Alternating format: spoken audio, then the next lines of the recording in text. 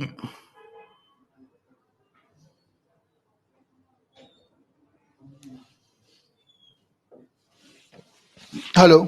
दोस्तों, बधाने मारो वॉइस क्लियर आवे छे? जे पण मित्रों लाइव छे, गुड आफ्टरनून બધા જ મિત્રોને। દોસ્તો, આપણી જે પીએસઆઈ અને કોન્સ્ટેબલ માટેની જે ક્વિક રિવિઝન બેચ છે એમાં આપ સૌનું હાર્દિક સ્વાગત છે। બધા જ મિત્રોનું હાર્દિક સ્વાગત છે।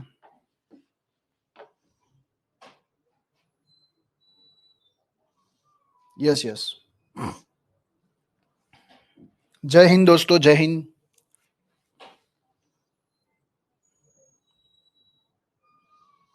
અવાજ ક્લિયર જ છે મને તો, અવાજમાં કોઈ પ્રોબ્લેમ? જે મિત્રોને અવાજ ક્લિયર હોય તો યસ કહી દેજો, એટલે આપણે આપણા લેક્ચરની શરૂઆત કરી દઈએ, આપણે આપણા લેક્ચરનો પ્રારંભ કરી દઈએ।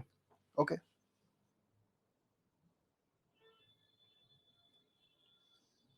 ઓકે દોસ્તો, આપણી જે આપણે જ્યારે બેચ લોન્ચ કરી ત્યારે જ તમને કીધું હતું કે બંધારણની અંદર હું એટલા ટોપિક ભણાવીશ અને આ એટલા ટોપિક અગત્યના હશે, જે મહત્વની બાબતો હશે આપણે ચર્ચા કરશું। 10 લેક્ચરની અંદર આપણે આખા બંધારણનું ક્વિક રિવિઝન કરવાનું છે। Our aim is to revise maximum portion of constitution કે જે તમારા એક્ઝામની અંદર પૂછાવાનો છે। ઓકે, તમને જ્યારે પણ કોઈ ક્વેરી લાગે તો તમે ગમે ત્યારે વચ્ચેથી મને પ્રશ્ન પૂછી શકો છો। તમારો પીએસઆઈ કોન્સ્ટેબલમાં પહેલો ટોપિક છે ભારતના બંધારણના લક્ષણો। હવે સિલેબસમાં ટોપિક આપ્યો છે તો એકાદો પ્રશ્ન પૂછે, સિમ્પલ એવું પૂછે કે સંસદીય પદ્ધતિથી ચાલતી સરકારની શું લાક્ષણિકતા હોય, ભારતના બંધારણના લક્ષણ સંબંધિત નીચે પૈકી કઈ બાબત સાચી છે। તો આ પ્રકારના પ્રશ્નો તમને આ ટોપિકમાંથી એ લોકો જનરલી પૂછતા હોય છે। તો ભારતના બંધારણના લક્ષણ કયા કયા છે? કોઈ વ્યક્તિ હોય તો એના કંઈક લક્ષણ હોય, કોઈ વસ્તુ હોય તો એના કંઈક લક્ષણ હોય, તાજમહેલ છે તો તાજમહેલના કંઈક લક્ષણ હોય। એ રીતે ભારતના બંધારણના પણ લક્ષણો છે, કેરેક્ટરિસ્ટિક છે, કે જે બહુ જ બેઝિક બાબત છે, જે બહુ જ સામાન્ય બાબત છે, એના ઉપર આપણે ચર્ચા કરીશું। તો પહેલું જ લક્ષણ છે કે ભારતનું બંધારણ સૌથી લાંબુ છે। ઇન્ડિયન કોન્સ્ટિટ્યુશન એ વિશ્વનું, આ તમને પીડીએફ પણ મળી જશે, ચિંતા ના કરતા, વિશ્વનું સૌથી લાંબામાં લાંબુ બંધારણ છે। દેશોના બંધારણની વાત કરું છું, ભારતમાં રાજ્યોના કોઈ બંધારણ નથી, ભારતની અંદર માત્ર ને માત્ર દેશનું બંધારણ છે। જ્યારે સંયુક્ત રાજ્ય અમેરિકાની અંદર રાજ્યોનું પણ અલગ બંધારણ છે। રાજ્યોના બંધારણની વાત કરવામાં આવે ને તો અમેરિકાનું એક રાજ્ય છે અલબામા કરીને, એ રાજ્યનું બંધારણ વિશ્વનું લાંબામાં લાંબુ બંધારણ છે, બધા બંધારણની વાત। પણ દેશોની વચ્ચે જ્યારે વાત કરવામાં આવે કે કોનું બંધારણ સૌથી લાંબુ છે તો ભારતનું છે। અને બીજું કે આ બંધારણ લેખિત છે, આ રિટન કોન્સ્ટિટ્યુશન છે। આપણું બંધારણ જે છે લખાયેલું બંધારણ છે। લખાયેલું બંધારણ હોય તો સેપરેશન ઓફ પાવર બહુ અગત્યની બાબત છે, કાર્યનું વિભાજન। કારણ કે સરકારને, રાજ્યને ચલાવવા માટે 3 અંગો બહુ અગત્યના હોય। એક છે સંસદ, જેને આપણે કહીએ છીએ ધારાસભા, કે જે કાયદો ઘડે છે, ધારાસભા। બીજું અંગ છે ન્યાયતંત્ર, કે આ જે કાયદો ઘડ્યો છે એના મુજબ જસ્ટિસ તો આપવો, પણ ભારતની અંદર બંધારણ લેખિત હોવાથી જો કોઈ સંસદ એવો કાયદો ઘડશે કે જે લોકોના મૂળભૂત અધિકારો અથવા બંધારણનું ઉલ્લંઘન કરતો હશે, કારણ કે ભારતનું બંધારણ લેખિત છે, તો ભારતની અંદર સંસદ સંપ્રભુ નથી, ઇવન ન્યાયતંત્ર પણ સંપ્રભુ નથી। ભારતમાં સંસદ ભારતની અંદર બંધારણીય સર્વોચ્ચતા છે। તો ભારતનું લક્ષણ કયું છે? બંધારણીય સર્વોચ્ચતા, જેને ઇંગ્લિશમાં કહેવાય કોન્સ્ટિટ્યુશનલ સુપ્રીમસી, બંધારણીય સર્વોચ્ચતા। તો રાજ્યના 3 અંગો, સંસદ, ન્યાયતંત્ર અને કારોબારી, આ બંને કારોબારી એટલે કે જે વહીવટ કરશે, ને બીજું સંસદ, બંને કેના અનુસાર કામ કરવાનું છે? આ લેખિત બંધારણના આધારે। તમે જુઓ, બ્રિટનની અંદર અલેખિત બંધારણ છે, બ્રિટનમાં કોઈ બંધારણ નથી, એનું બંધારણ કેવું છે? અલેખિત બંધારણ છે, નોન રિટન છે। એટલે હવે જુઓ, એક વસ્તુ વિચારો કે જો એ દેશનું બંધારણ અલેખિત હશે તો ત્યાં આગળ પાવરફુલ કોણ હશે? ત્યાંની સંસદ। એટલે બ્રિટનની અંદર એક કન્સેપ્ટ આવે છે સંસદીય સંપ્રભુતા, પાર્લિયામેન્ટરી સોવરેનિટી। કારણ કે ત્યાં જે સંસદ જે કાયદો બનાવે એ બધા માટે કેવો હશે? સર્વોપરી હશે। જે કાયદો બનશે એ બધા જ લોકો માટે કેવો હશે? સર્વોપરી હશે, સુપ્રીમ હશે. એટલે આ સંસદીય સંપ્રભુતાનો કન્સેપ્ટ ક્યાંનો છે? બ્રિટનનો છે. તો આપણે આ કન્સેપ્ટ નથી સ્વીકાર્યો. એવું કહેવાય છે કે બ્રિટનની સંસદ બધું કરી શકે, ખાલી માણસને, છોકરીને છોકરો ન બનાવી શકે અને છોકરાને છોકરી ન બનાવી શકે. એના સિવાયના બધા ટાસ્ક બ્રિટનની સંસદ દોસ્તો કરી શકે. મોસ્ટ પાવરફુલ છે. બીજું દોસ્તો, ન્યાયતંત્રની સર્વોચ્ચતા ક્યાં છે? તો કે અમેરિકાનો કન્સેપ્ટ છે. સર્વોચ્ચ ન્યાયિક સર્વોચ્ચતા, જ્યુડિશિયલ સુપ્રીમસી. આ ન્યાયિક સર્વોચ્ચતાનો જે કન્સેપ્ટ જે છે એ ક્યાંનો છે? એ કન્સેપ્ટ છે યુએસએ નો, સંયુક્ત રાજ્ય અમેરિકા. દોસ્તો આપણે ન્યાયિક સર્વોચ્ચતાનો કન્સેપ્ટ પણ નથી સ્વીકાર્યો અને સંસદીય સંપ્રભુતાનો પણ કન્સેપ્ટ નથી સ્વીકાર્યો. આપણે કન્સેપ્ટ સ્વીકાર્યો છે બંધારણીય સર્વોચ્ચતાનો. જો સંસદ એવા કોઈ કાયદા ઘડશે તો ન્યાયપાલિકા એને ગેરબંધારણીય જાહેર કરે. તમે એક વસ્તુ વિચારો, શું જાહેર કરે છે? ગેરબંધારણીય, અનકોન્સ્ટિટ્યુશનલ. તમને કદાચ ખબર હશે કે ન્યાયપાલિકા સંસદે સુધારો કર્યો હતો, 99મો સુધારો બંધારણમાં. તો 99મો સુધારો શું હતો કે જે ન્યાયિક સ્વતંત્રતા હતી એનું ઉલ્લંઘન કરતું હતું. નેશનલ જ્યુડિશિયલ એપોઇન્ટમેન્ટ કમિશન કરીને એક કમિશન બનાવ્યું. તો આ બાબતને ડાયરેક્ટલી ગેરબંધારણીય જાહેર કર્યું. કેવું જાહેર કરવામાં આવ્યું? ગેરબંધારણીય, અનકોન્સ્ટિટ્યુશનલ. કોના દ્વારા? એનું કારણ શું છે? શા માટે આવા પાવર મળે છે? કારણ કે ભારતમાં બંધારણ લેખિત છે. ભારતનું બંધારણ લાંબુ શું કામ બન્યું? કારણ કે રાજ્યનું કોઈ અલગ બંધારણ નથી. જો રાજ્યનું અલગ બંધારણ નથી, જો રાજ્યનું અલગ બંધારણ નથી તો હવે શું કરવું પડે? રાજ્યના બંધારણ માટે પણ આપણે અલગ ભાગ બનાવવા પડે. બીજું, ભારતમાં વિવિધતા બહુ છે. વિવિધતા, ધર્મના આધારે વિવિધતા, જ્ઞાતિના આધારે વિવિધતા, બેકવર્ડ ક્લાસ પણ, રાજ્યો પ્રાદેશિક વિવિધતા પણ છે, ભાષાના આધારે પણ વિવિધતા છે. તો આ બધાના લીધે આપણું બંધારણ કેવું બની ગયું છે? લાંબુ બની ગયું છે. બીજું, ભારતમાં ત્રિસ્તરીય સરકાર છે, પંચાયતી રાજ વ્યવસ્થા જેવી વ્યવસ્થા છે. તો એના માટે પણ આપણે અલગ ભાગ બનાવવો પડે. કેન્દ્ર રાજ્યને કઈ રીતે સારી રીતે વહીવટ કરવો એના માટેનો અલગ ભાગ છે પાછો બંધારણમાં. કેન્દ્ર રાજ્યના સંબંધો. તો એટલા માટે આપણું બંધારણ લાંબુ છે. તો પેલું લક્ષણ બંધારણનું કયું છે? કે ભારતનું બંધારણ વિશ્વનું સૌથી લાંબુ અને લેખિત બંધારણ છે. ક્લિયર થયું ભાઈ બધાને? તો યસ કહેજો. આપણે ક્વિક રિવિઝન જ કરવાનું છે, મજા આવશે લેક્ચરમાં, બધું કવર કરાવી દઈશ. યસ યસ કરતા જજો. ઓકે અભી, યસ યસ, ગુડ. ચલો, મજા આવશે લાઈવ ભણવાની, ચિંતા ના કરતા, બહુ જ મજા આવશે. Okay good. ચલો, બધા જ મિત્રો યસ કહી દીધું છે. હવે હું પાછો આગળ વધું. Yes yes, good. હવે પેલું લક્ષણ તો આપને સમજાઈ ગયું. બીજું લક્ષણ, આપણે દોસ્તો અલગ અલગ સ્ત્રોતમાંથી બંધારણ લીધું છે. આપણે 1935ના અધિનિયમમાંથી પણ બંધારણ લીધું છે, ગવર્મેન્ટ ઓફ ઇન્ડિયા એક. આની હું તમને એક મારી હેન્ડ રિટન પીડીએફ આપી દઈશ, વાંચી લેજો. ભારત દેશના બંધારણનો ઇતિહાસ છે ને, એની એ ભણાવવાનું વસ્તુ નથી. એ હું હેન્ડ રિટન પીડીએફ આપી દઈશ, એક વખત ખાલી નજર મારી લેજો એટલે આઈડિયા આવી જશે. એક તો છે 1935નો અધિનિયમ. બીજું, આપણે યુએસએ માંથી કેટલીક વસ્તુઓ લીધી છે, આપણે બ્રિટનમાંથી કેટલીક વસ્તુઓ લીધી છે. તો આમાંથી પણ કદાચ એકાદો પ્રશ્ન આવી જાય કે આપણા જે બંધારણના નિર્માતાઓ હતા એમણે બહુવિધ બંધારણોનો અભ્યાસ કરી, બહુ બધા કોન્સ્ટિટ્યુશનનો અભ્યાસ કરીને બંધારણ બનાવ્યું છે. આનો એક આખો અલગથી ટોપિક લઈશ કે આમાંથી એકાદો માર્ક્સનો ક્વેશ્ચન આવી જાય, તમને પૂછી નાખે જોડકા જોડો. પીએસઆઈમાં લાસ્ટ ટાઈમ યુપીએસસીમાં પણ આ પ્રકારનો પ્રશ્ન હતો, એટલે આ ટોપિક અગત્યનો છે. આ હું તમને આગળથી કરાવીશ. ઘણા લોકો એવું પણ કહેશે કે ભારતનું બંધારણ કોપી પેસ્ટ છે, અલગ અલગ દેશોમાંથી લીધેલું, પણ વાસ્તવિક રીતે એવું નથી. આપણે આપણા જે બંધારણ સભા હતી કે જે લોકો દ્વારા ચૂંટાયેલી જ હતી, બંધારણ સભાના જે પણ સદસ્યો હતા એ લોકો દ્વારા ચૂંટાયેલા હતા. કેબિનેટ મિશન દ્વારા બંધારણ સભાની રચના થઈ હતી. તો એ બંધારણ સભા દ્વારા જે બંધારણની રચના થઈ, એ જે બંધારણ સભા હતી એને જે બંધારણ રચ્યું એના માટે 2 વર્ષ 11 મહિના અને 18 દિવસ જેટલો સમય લાગ્યો હતો. તો એ પ્રક્રિયા ઘણી લાંબી હતી. તો આપણે અલગ અલગ સ્ત્રોતોનો અભ્યાસ કરીને બંધારણ બનાવ્યું છે. તો કયા કયા સ્ત્રોતમાંથી આપણે શું શું વસ્તુ લીધી એ પણ બેઝિક આપણને માહિતી હોવી જોઈએ. ચલો, એ હું આગળ કરાવીશ. ઓકે, એ બાબત હું આગળ ચર્ચા કરીશ. હવે અહીંયા મેં એક શબ્દ લખ્યો છે. જો આવો ક્વેશ્ચન ડીપમાં આવી જાય ને તો જે સામાન્ય વ્યક્તિ વાંચીને આવ્યા છે ને નહીં આવે. અહીંયા મેં સ્પષ્ટ લખ્યું છે કે ભારતનું બંધારણ રિજિડિટી અને ફ્લેક્સિબિલિટીનું મિશ્રણ છે. ફ્લેક્સિબિલિટીને કહેવાય લચીલાપણું. ભારત દેશનું બંધારણ લચીલાપણું અને રિજિડિટી એટલે દ્રઢતા. દ્રઢતા પણ હું આને કહી શકું, અથવા તમારા બીજો પણ કોઈ શબ્દ હોય કઠોરતા. ભારત દેશના બંધારણમાં લચીલાપણું નથી. લચીલાપણું એટલે શું? ફ્લેક્સિબિલિટી એટલે શું? કે હું બંધારણને ગમે એટલી વખત બદલી શકું. બંધારણને ગમે એટલી વાર બદલી શકાય. એને શું કહેવાય?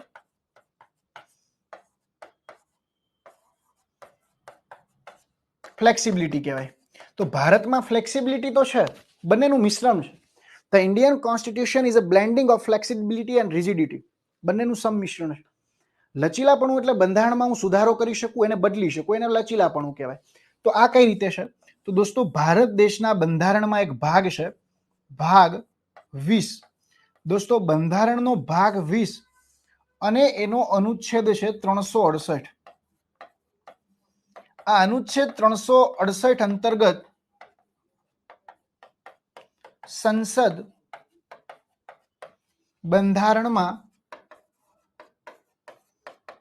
સુધારો કરી શકે છે. The parliament has power to amend the constitution. Okay, સુધારો કરી શકે છે. હવે પ્રશ્ન એ થાય કે શું મજા આવે એમ સુધારો કરી શકે? દોસ્તો, હવે એક વસ્તુ વિચારો કે બ્રિટનની અંદર તો કોઈ બંધારણ નથી, એટલે ત્યાંની સંસદ તો મજા આવે એટલો સુધારો કરશે. હવે ભારત દેશમાં દોસ્તો લેખિત બંધારણ છે. કેવું છે? લેખિત.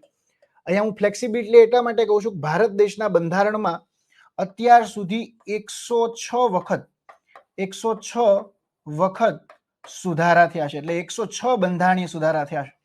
છેલ્લો જે મહિલાઓ છે તો એને 33% અનામત આપવામાં આવી છે વિધાનસભા અને લોકસભામાં. એ છેલ્લો સુધારો હતો.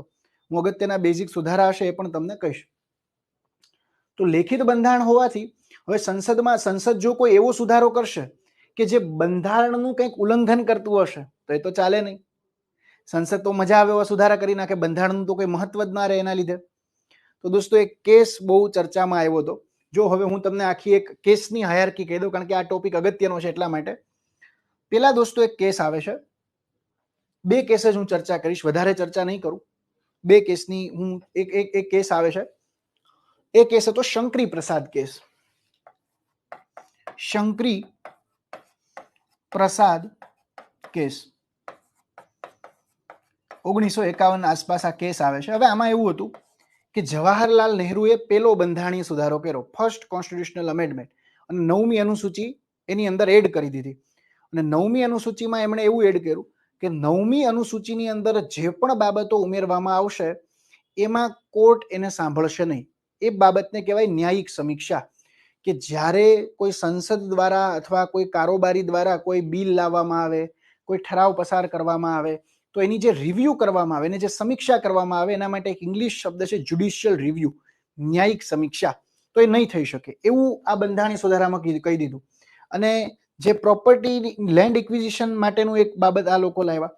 તો શંકરી પ્રસાદે કેસ કર્યો. તો હવે આ ચુકાદામાં સુપ્રીમ કોર્ટે એવું કીધું કે સંસદ પાસે ફંડામેન્ટલ રાઇટ એટલે કે મૂળભૂત અધિકાર અને બંધારણમાં સુધારો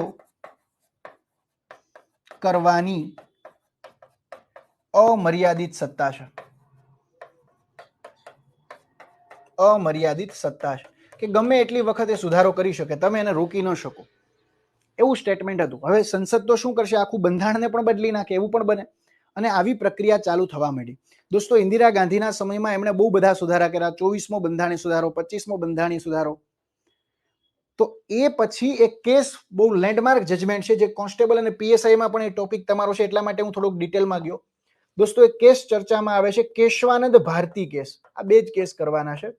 કેશવાનંદ ભારતી કેસ, કેશવાનંદ ભારતી વર્સિસ કેરળ રાજ્ય. 24 એપ્રિલ 1973 ના રોજ આ કેસ ચર્ચામાં આવે છે. 1973 અત્યાર સુધીની સૌથી વધારે જજોની ખંડપીઠ હતી, 13 જજોની ખંડપીઠ હતી. અને આ ચુકાદામાં સુપ્રીમ કોર્ટે સ્પષ્ટ કહી દીધું, દોસ્તો ખાસ સમજજો, કેશવાનંદ ભારતી વર્સિસ કેરળ રાજ્ય ના કેસમાં સુપ્રીમ કોર્ટે સ્પષ્ટ કહી દીધું કે સંસદ બંધારણ અને મૂળભૂત અધિકાર, હું અહીંયા મૂળભૂત અધિકાર માટે શબ્દ શોર્ટમાં લખીશ ફંડામેન્ટલ રાઇટ એફઆ, સંસદ બંધારણ અને ફંડામેન્ટલ રાઇટમાં સુધારો કરી શકે છે, પરંતુ આ સુધારા વખતે બંધારણના મૂળભૂત માળખાનું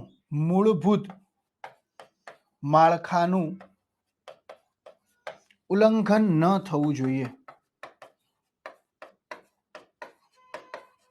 કોન્સ્ટેબલમાં તમારો એક ટોપિક છે, કોન્સ્ટેબલ પીએસઆઈ બંનેમાં મૂળભૂત માળખા માટે તમારે ત્યાં જે તમારા સિલેબસમાં જે શબ્દ આપ્યો છે ને એવો આપ્યો છે અંતર્નિહિત માળખું. શું આપ્યું છે? અંતર્નિહિત માળખું. અંતર્નિહિત માળખું એટલે મૂળભૂત ઢાંચો. દોસ્તો કોઈ બિલ્ડિંગ હોય ને એનો મૂળભૂત ઢાંચો હોય, એ રીતે સુપ્રીમ કોર્ટે એવું કીધું કે બંધારણનો પણ મૂળભૂત ઢાંચો હોય.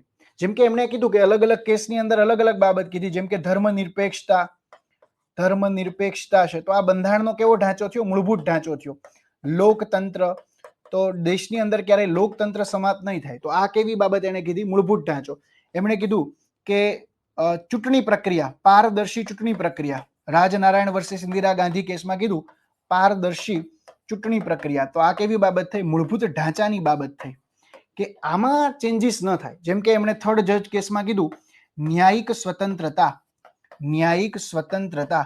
એમણે એક કેસમાં કીધું ભીમસિંહજી કેસ હતો, કલ્યાણકારી રાજ્ય, વેલફેર સ્ટેટ, કલ્યાણકારી રાજ્ય. એક કેસમાં કીધું ન્યાયિક સમીક્ષા. તો દોસ્તો એમણે અલગ અલગ કેસમાં, હમણાં જ એસટીઆઈ ની અંદર પ્રશ્ન હતો કે ભારતના બંધારણમાં મૂળભૂત ઢાંચાનો સિદ્ધાંત કયા બંધારણીય સુધારાથી અપનાવ્યો? એમાં ઓપ્શન હતો 42મો અને 44મો. તો સંસદે મૂળભૂત ઢાંચાનો સિદ્ધાંત નથી નાખ્યો, એ સુપ્રીમ કોર્ટે નાખ્યું. તો બંને વિધાનો, એ એસટીઆઈમાં જે વિધાનો હતા બંને ખોટા હતા. મૂળભૂત ઢાંચો એટલે શું કે સુપ્રીમ કોર્ટે અલગ અલગ જજમેન્ટની અંદર આ બધી બાબતોનો સમાવેશ કર્યો છે. હજી પણ આની અંદર ઘણી વધારે બાબતો છે, પણ કહેવાનો મતલબ એ છે કે આનું ઉલ્લંઘન ન થવું જોઈએ. જો આનું ઉલ્લંઘન થાય તો સુપ્રીમ કોર્ટ એને ગેરબંધારણી જાહેર કરે. તો અહીંયા શું થયું કે બંધારણમાં મન ફાવે એમ સુધારા ન કરી શકો. આપણું બંધારણ રિજિડ પણ છે, એટલે કે કઠોર પણ છે. કેવું છે? કઠોરતા અને લચીલાપણુંનું આપણા બંધારણની અંદર મિશ્રણ છે. આ એક લાક્ષણિકતા થઈ. આમાંથી પ્રશ્ન આવી ગયો હતો, તો તમારા જો બધાના કન્સેપ્ટ ક્લિયર થઈ ગયા કે મૂળભૂત ઢાંચો કહેવાય કોને. અને હજી એક ઉદાહરણ આપું. હમણાં જ છેલ્લે સુપ્રીમ કોર્ટે એક સુધારો કર્યો હતો, સંસદે 99મો બંધારણીય સુધારો. આ 99મા બંધારણીય સુધારા અંતર્ગત સંસદ જે છે એમણે 99મા બંધારણીય સુધારા અંતર્ગત સંસદે એક ન્યાયાધીશોની નિમણૂક માટે લાવ્યા હતા નેશનલ જ્યુડિશિયલ એપોઇન્ટમેન્ટ કમિશન. પણ સુપ્રીમ કોર્ટે ફોર્થ જજ કેસની અંદર આને ગેરબંધારણીય જાહેર કર્યું.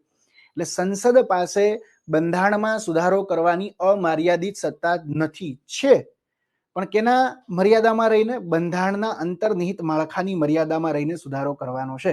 એટલે એક લક્ષણ થયું કે ફ્લેક્સિબિલિટી અને જે રિજિડિટી જે છે એ બંનેનું મિશ્રણ છે. ક્લિયર થયું ભાઈ બધાને? જો આ બધી જ વસ્તુ સમજવાની છે. અમુક વસ્તુ તમે વાંચી જ લેવાના છો, પણ અહીંયા આગળ હું જે સમજાવું છું ને એ જ ખાસ સમજવાનું છે. ક્લિયર થાય છે ભાઈ બધાને? યસ. તો હવે અંતર્નિહિત માળખું કોને કહેવાય ખ્યાલ આવી ગયો ને? હજી બહુ બધા કેસીસ છે, પણ બધા આપણે કરવાની જરૂર નથી કોન્સ્ટેબલ માટે. એ બધા કરવા જશું તો આપણો સિલેબસ પૂરો ના થાય. ઓકે ઓકે, ચલો ગુડ.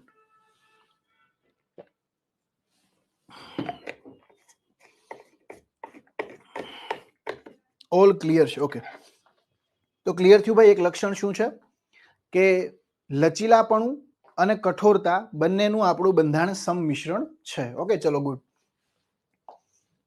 હવે અહીંયા મેં એક શબ્દ લખ્યો છે અર્ધ સમવાયી તંત્ર, કે ભાઈ ભારત દેશના બંધારણનું એક લક્ષણ એવું પણ છે જેને ઇંગ્લિશમાં કહેવાય ક્વાસી ફેડરલિઝમ. ક્વાસી ફેડરલિઝમ. ક્વાસી ફેડરલિઝમ એટલે શું? ક્વાસી ફેડરલિઝમ એટલે શું છે? ઓકે, ક્વાસી ફેડરલિઝમ, આ નોટ્સ નહીં બનાવો તો ચાલશે પહેલા. નોટ્સ એટલા માટે કોઈ જરૂર નથી બનાવવાની. એનું કારણ એ છે કે અહીંયાથી હું તમને જે છે ને એ આપી દઈશ. મારું મટીરિયલ જે છે એ પણ તમને અહીંયાથી મળી જશે. અહીંયા જે આ બાબત છે ને એ આપી દે, કારણ કે હવે નોટ્સ બનાવવાનો આપણો કોઈ ટાઈમ નથી. છેલ્લે આ વસ્તુ રિવિઝન કરી નાખવાની. અર્ધસમવાયી તંત્ર એટલે શું? સમવાયી તંત્ર એને કહેવાય. પેલા સમવાયી તંત્ર કોને કહેવાય એ કહી દઉં. સમવાયી તંત્રની અંદર કેન્દ્ર અને રાજ્ય પાસે સમાન સત્તા હોય. કોની પાસે સત્તા હોય? સમાન સત્તા હોય, એને કહેવાય સંઘવાદ. અમેરિકાની અંદર પ્યોર સંઘવાદ છે. અમેરિકાની અંદર શું છે? પ્યોર સંઘવાદ છે. લાઈક યુએસએ ની અંદર તમે જો ત્યાં આગળ એમના કેન્દ્રનું પણ બંધારણ અલગ હોય, રાજ્યનું પણ અલગ હોય. મિસિસિપીનું અલગ હોય, કેલિફોર્નિયાનું અલગ હોય. બધા જ રાજ્યોનું પોતાનું અલગ અલગ કોન્સ્ટિટ્યુશન હોય. તો અમેરિકાની અંદર પ્યોર સંઘવાદ છે. ત્યાં રાજ્ય પાસે પણ બહુ વધારે પાવર છે અને સેન્ટ્રલ ગવર્મેન્ટ પાસે પણ બહુ વધારે પાવર છે. પણ ભારતમાં એવું નથી. ભારતમાં હવે જો એક દેશ એવો છે કે જ્યાં એકાત્મક છે. એકાત્મક એટલે યુનિટરી, માત્ર ને માત્ર કેન્દ્ર સરકાર જ છે પાવરફુલ, જેમ કે બ્રિટન. તો યુનિટરી માટે, એકાત્મક માટે કોઈ જાણીતું હોય તો કયો દેશ છે? બ્રિટન છે. દોસ્તો, ભારતે અપનાવ્યું કેન્દ્ર વધારે પાવરફુલ હોય એવું તંત્ર. જો ભારતમાં બંને લક્ષણો છે, મેં કીધું બંનેનું સંમિશ્રણ છે, અર્ધસમવાયી તંત્ર છે. કેટલીક બાબતો એવી છે કે જેમાં કેન્દ્ર પાસે વધારે સત્તા છે. કેન્દ્ર પાસે વધુ સત્તા હોય તેવું સંઘવાદી તંત્ર, એટલે આપણે કહીશું અર્ધસમવાયી તંત્ર. કઈ રીતે કેન્દ્ર પાસે વધારે સત્તા છે? એક તો આપણે ત્યાં બંધારણ એક જ છે, એક બંધારણ. બે બંધારણ નથી. અમેરિકાની અંદર બે બંધારણ છે. આ લક્ષણો કહું છું. એકાત્મક. ભારતમાં કેટલાક લક્ષણો એકાત્મકના છે. એક જ બંધારણ છે, સિંગલ કોન્સ્ટિટ્યુશન. તમે જોયું ગુજરાતનું અલગ બંધારણ છે, એવું ક્યાંય સાંભળ્યું કે ભૂપા કાકા લઈને જતા હોય અલગ બંધારણ? બીજું એકલ નાગરિકતા, સિંગલ સિટીઝનશીપ. અમેરિકાની અંદર બે નાગરિકતા હોય. ભારતની અંદર માત્ર ને માત્ર એક જ નાગરિકતા છે, ભારતીય. ગુજરાતની કોઈ અલગ નાગરિકતા નથી, એકલ નાગરિકતા. તો એકલ બંધારણ, એક જ બંધારણ, એકલ નાગરિકતા. આ કન્સેપ્ટ પણ બ્રિટનમાંથી આપણે લીધો છે, કારણ કે ભારતમાં સંસદ પાસે સત્તા હોય. ભાઈ લેક્ચર રહેશે, ઓકે, લેક્ચર રહેશે. લેક્ચર તમારો 6 મહિના સુધીની આપણી વેલિડિટી હશે. પછી કેટલીક બાબત જુઓ. ભારત દેશની અંદર જ્યારે કટોકટી લાગે ને, તો કટોકટીની ભારત દેશના બંધારણમાં જોગવાઈ છે કે જ્યારે પણ કટોકટી લાગશે ત્યારે કેન્દ્રના પાવર કોની, રાજ્યના પાવર કોની પાસે વહી જાય? કેન્દ્ર પાસે. ધારો કે દેશની અંદર રાષ્ટ્રીય કટોકટી લાગી હોય તો એ સમયે જે રાજ્યના વિષયો છે એ ઉપર પણ કાયદા કોણ બનાવી શકે? કેન્દ્ર બનાવી શકે. બીજું, જ્યારે કોઈ સમવર્તી યાદીના વિષયમાં કેન્દ્ર અને રાજ્યના કાયદાઓ વચ્ચે સંઘર્ષ થાય, બનાવેલા જે અધિનિયમો જે છે એના વચ્ચે કોઈ કોન્ફ્લિક્ટ થાય, તો કેન્દ્રનો કાયદો પ્રિવેલ ગણાય, કેન્દ્રનો કાયદો વધારે માન્ય ગણાય. ક્લિયર થાય છે? તો આ શું થયું ભાઈ? તો કે ભાઈ આ તો વધારે પાવરફુલ કોને બનાવે છે? કેન્દ્રને. દોસ્તો, કેન્દ્ર અવશિષ્ટ વિષયોમાં કાયદા બનાવી શકે. અવશિષ્ટ વિષયો. હવે જો જ્યારે બંધારણ બન્યું ને ત્યારે મોબાઈલ ટેકનોલોજી કેવું કઈ હતું નહીં. તો ભારત દેશના બંધારણમાં 3 યાદી છે: કેન્દ્ર યાદીના વિષયો, રાજ્ય યાદીના વિષયો અને સમવર્તી યાદીના વિષયો. ભારતના બંધારણમાં અનુસૂચિ 7 છે. તો અનુસૂચિ 7 ની અંદર 3 વિષયો છે: કેન્દ્ર યાદી, રાજ્ય યાદી અને સહવર્તી અથવા સમવર્તી યાદી. સહવર્તી. હવે તમે એક વસ્તુ વિચારો, કેન્દ્ર યાદીમાં તો માત્ર ને માત્ર કેન્દ્ર સરકાર જ કાયદો બનાવી શકે. રાજ્ય યાદીમાં તો કોણ બનાવી શકે? રાજ્ય. પણ જો ઘણા કેટલાક વિશિષ્ટ સંજોગો છે કે જેમાં રાજ્ય યાદીના વિષય ઉપર પણ કાયદો કેન્દ્ર સરકાર બનાવી શકે. કોઈ રાજ્યની અંદર રાષ્ટ્રપતિ શાસન લાગે, કોઈ આખા દેશની અંદર ધારો કે રાષ્ટ્રીય કટોકટી લાગે, રાજ્યસભામાં ધારો કે વિશિષ્ટ બહુમતીના આધારે કોઈ બાબત પસાર થાય તો એ રાજ્ય યાદીના વિષયમાં કાયદો બનાવી શકે. તો ઘણી બાબતો છે. સહવર્તી યાદીમાં બંને કાયદો બનાવશે. પણ હવે જો બંધારણ બન્યું ત્યારે કેટલીક બાબતો એવી હશે કે જે આ યાદીમાં હશે નહીં. જેમ કે આપત્તિ વ્યવસ્થાપન, information technology, electronics and communication. તો આ બધી બાબતો કેવી છે? અવશિષ્ટ બાબતો છે. અને ભારતના બંધારણમાં અવશિષ્ટ બાબતોમાં પણ કાયદો બનાવવાની સત્તા કોની પાસે છે? કેન્દ્ર પાસે છે. હવે સંઘવાદના કયા કયા લક્ષણો છે? તો કે જે રીતે કેન્દ્રમાં સરકાર હશે એ ભાગ 5માં આપ્યું છે, રાજ્યમાં સરકાર હશે એ ભાગ 6માં આપ્યું છે, કેન્દ્ર અને રાજ્યના સંબંધો કેવા હોવા જોઈએ એ ભાગ 11માં આપ્યું છે. તો એના આધારે કહી શકાય કે ભારતમાં અર્ધ સમવાયી તંત્ર છે. હજી એક સંયુક્ત ન્યાય પ્રણાલી પણ આવે. ઓકે, યસ, ઇન્ટિગ્રેટેડ જ્યુડિશરી એકાત્મકનું લક્ષણ છે. હું થોડુંક સ્પીડમાં એટલા માટે જાઉં છું કારણ કે આપણે ક્વિક રિવિઝન કરાવીએ છીએ એટલા માટે. બાકી આ જ વસ્તુ હું ધારું તો 2 કલાક ભણાવી શકું. ચલો, ક્લિયર છે ભાઈ બધાને?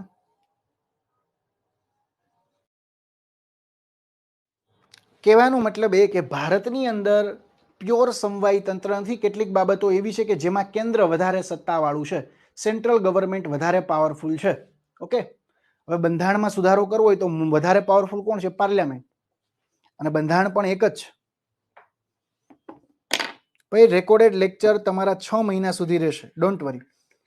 અને રેકોર્ડેડ લેક્ચર તમારા જે લેક્ચર પૂરો થશે એના 12 થી 18 કલાકમાં એપ્લિકેશનમાં આવી જશો ને.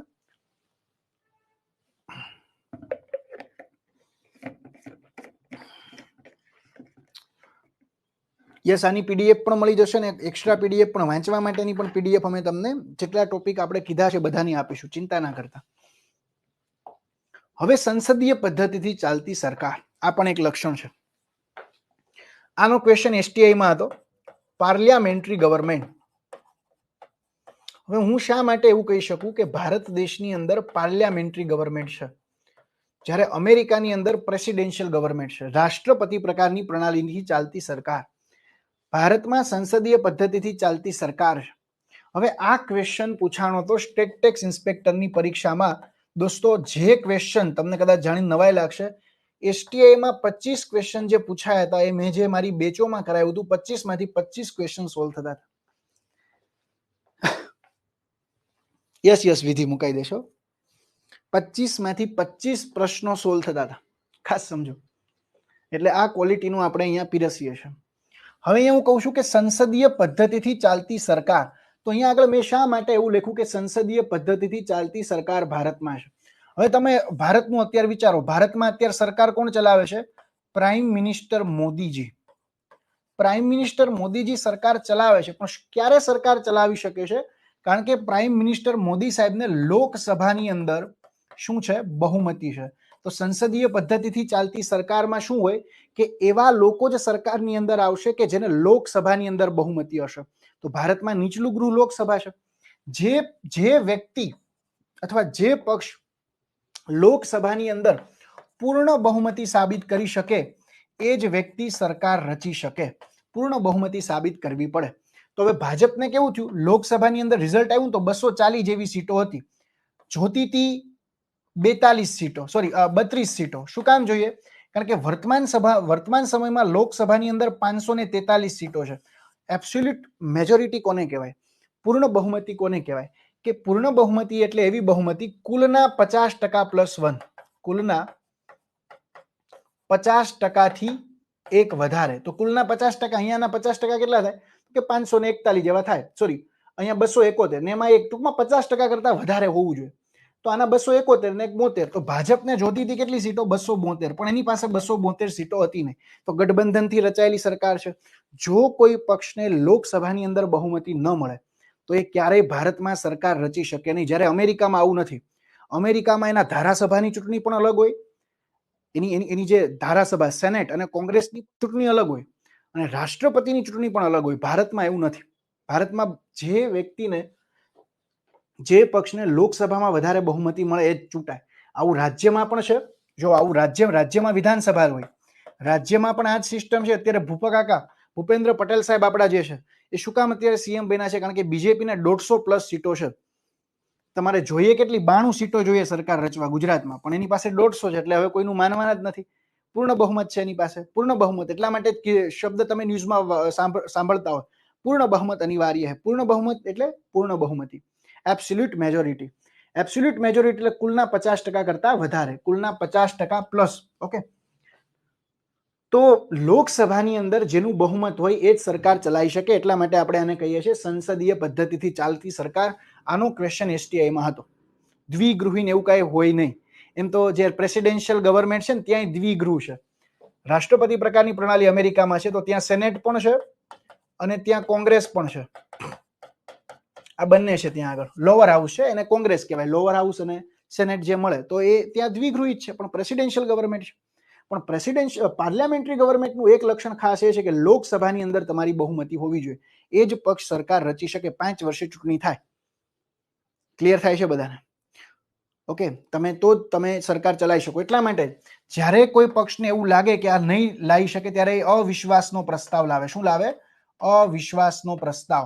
જ્યારે સરકાર રચવી હોય ને ત્યારે વિધિન મંથ 1 મહિનાની અંદર કોઈ પણ સરકારે વિશ્વાસનો મત લાવવો પડે, કોન્ફિડન્સ મોશન. આ કેના માટે છે? સરકાર રચવા માટે. જ્યારે સરકાર ગિરાવવા માટે તમારે કોઈ મોશન લાવવી હોય તો એને કહેવાય અવિશ્વાસનો પ્રસ્તાવ.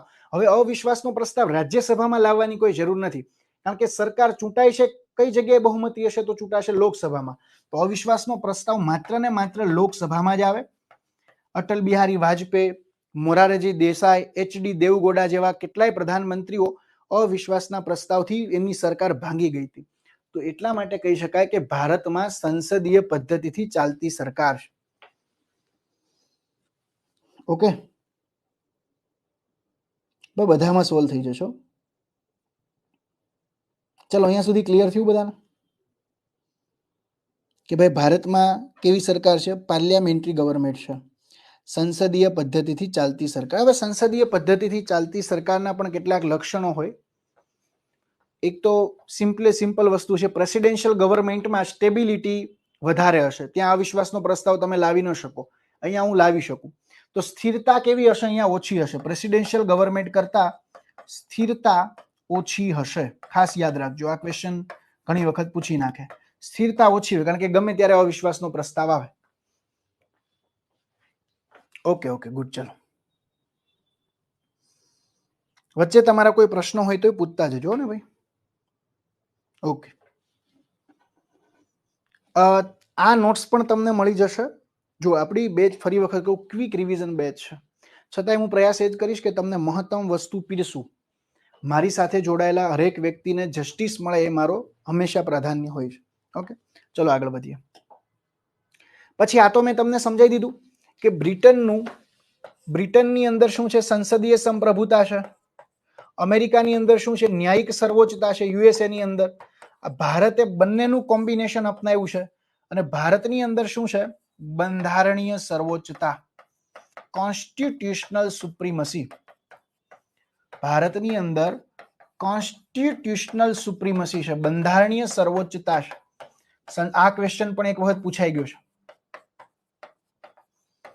The blending of parliamentary sovereignty. અવિશ્વાસના પ્રસ્તાવ ઉપર આગળ સમજાવીશ ભઈલાઓ.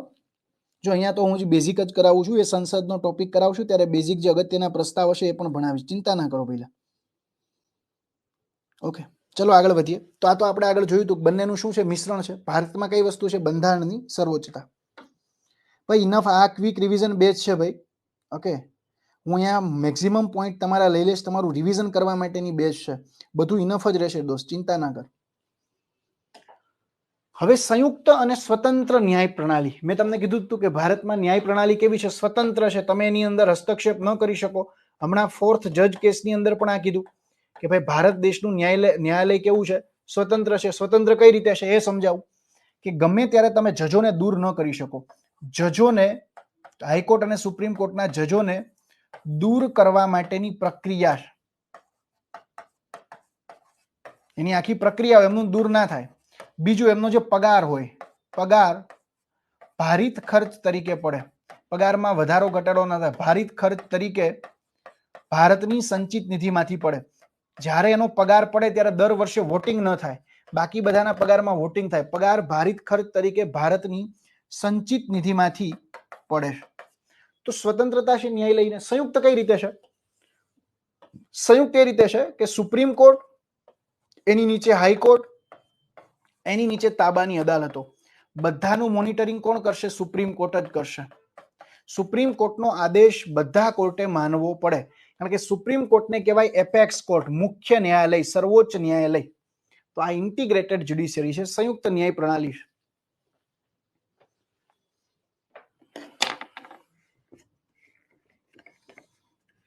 ઓકે, સંયુક્ત અને સ્વતંત્ર ન્યાયાલય.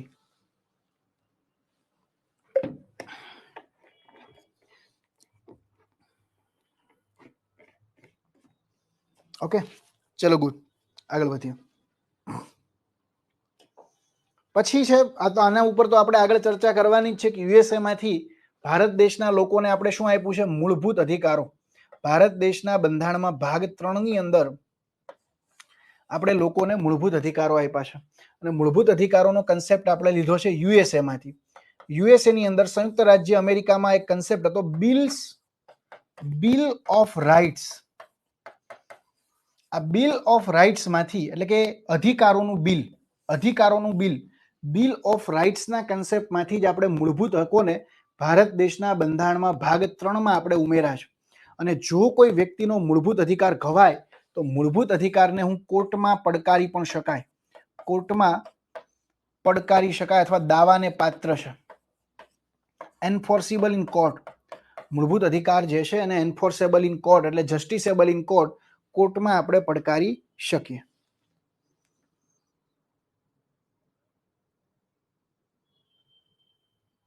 ઓકે,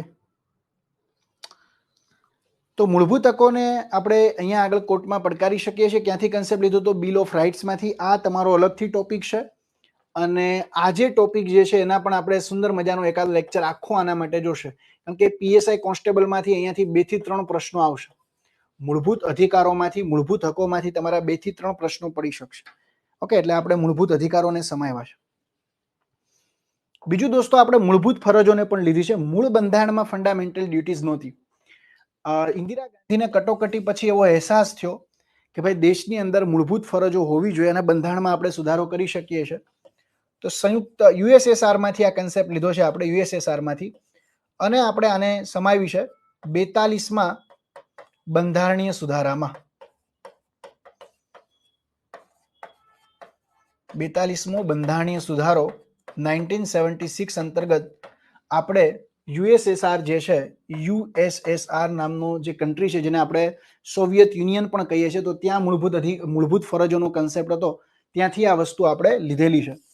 અને જે મૂળભૂત ફરજો જે છે, જે ફંડામેન્ટલ ડ્યુટીઝ જે છે, એને પણ કોર્ટમાં ન પડકારી શકાય. અને લાગુ કરવી હોય ને તો એક્ટ લાવવો પડે, કોર્ટમાં ન પડકારી શકાય.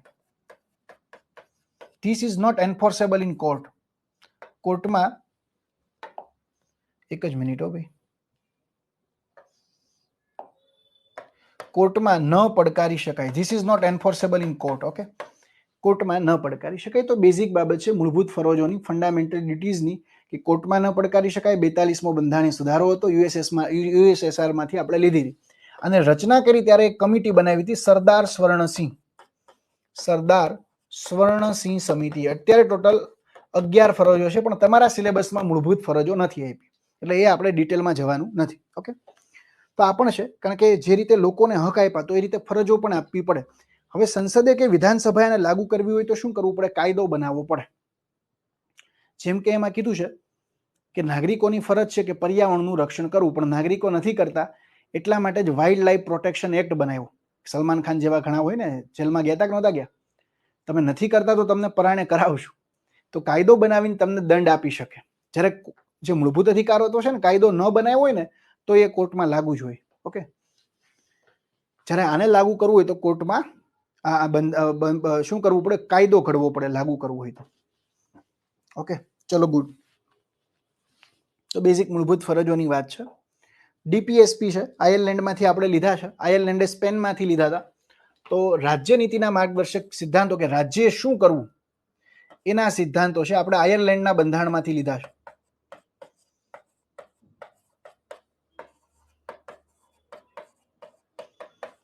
ભારત દેશના બંધારણમાં ભાગ 4 ની અંદર આનો ઉલ્લેખ છે.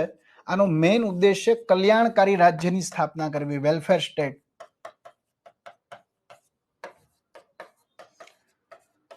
આને પણ આપણે ડિટેલમાં જોશું આગળ કે ભાઈ વોટ ઇઝ ધ ડીપીએસપી.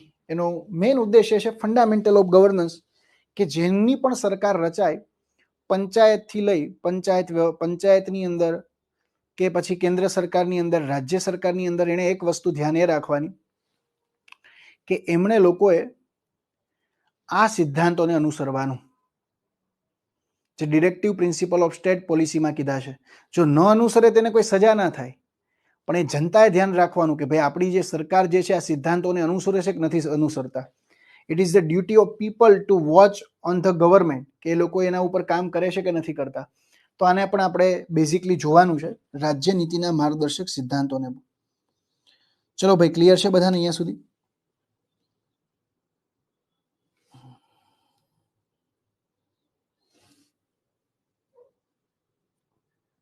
આને આપણે બેઝિક ડિટેલમાં જોશું, કયા કયા સિદ્ધાંતો છે, શું છે.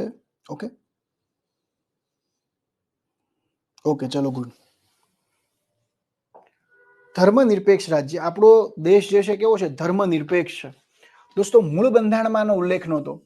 ધર્મનિરપેક્ષનો કન્સેપ્ટ આપણે લાવ્યા 42માં બંધારણીય સુધારાથી.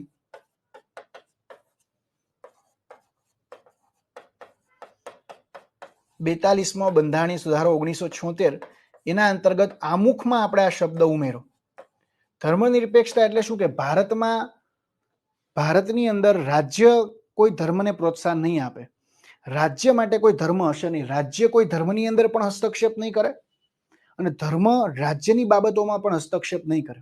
તો ભારતે જે ફ્રાન્સનો જે કન્સેપ્ટ હતો સેક્યુલરિઝમ, આ કન્સેપ્ટ આપણે ક્યાંથી લીધો છે? ફ્રાન્સમાં.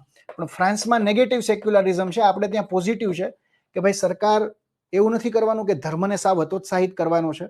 કાયદો વ્યવસ્થા જાળવવી, ધર્મની કોઈ મીટિંગ હોય તો ત્યાં આગળ પોલીસ બંદોબસ્ત ગોઠવવો, બીજી ત્રીજી એમને ફેસિલિટીઝ આપવી, તો એ કરી શકે છે.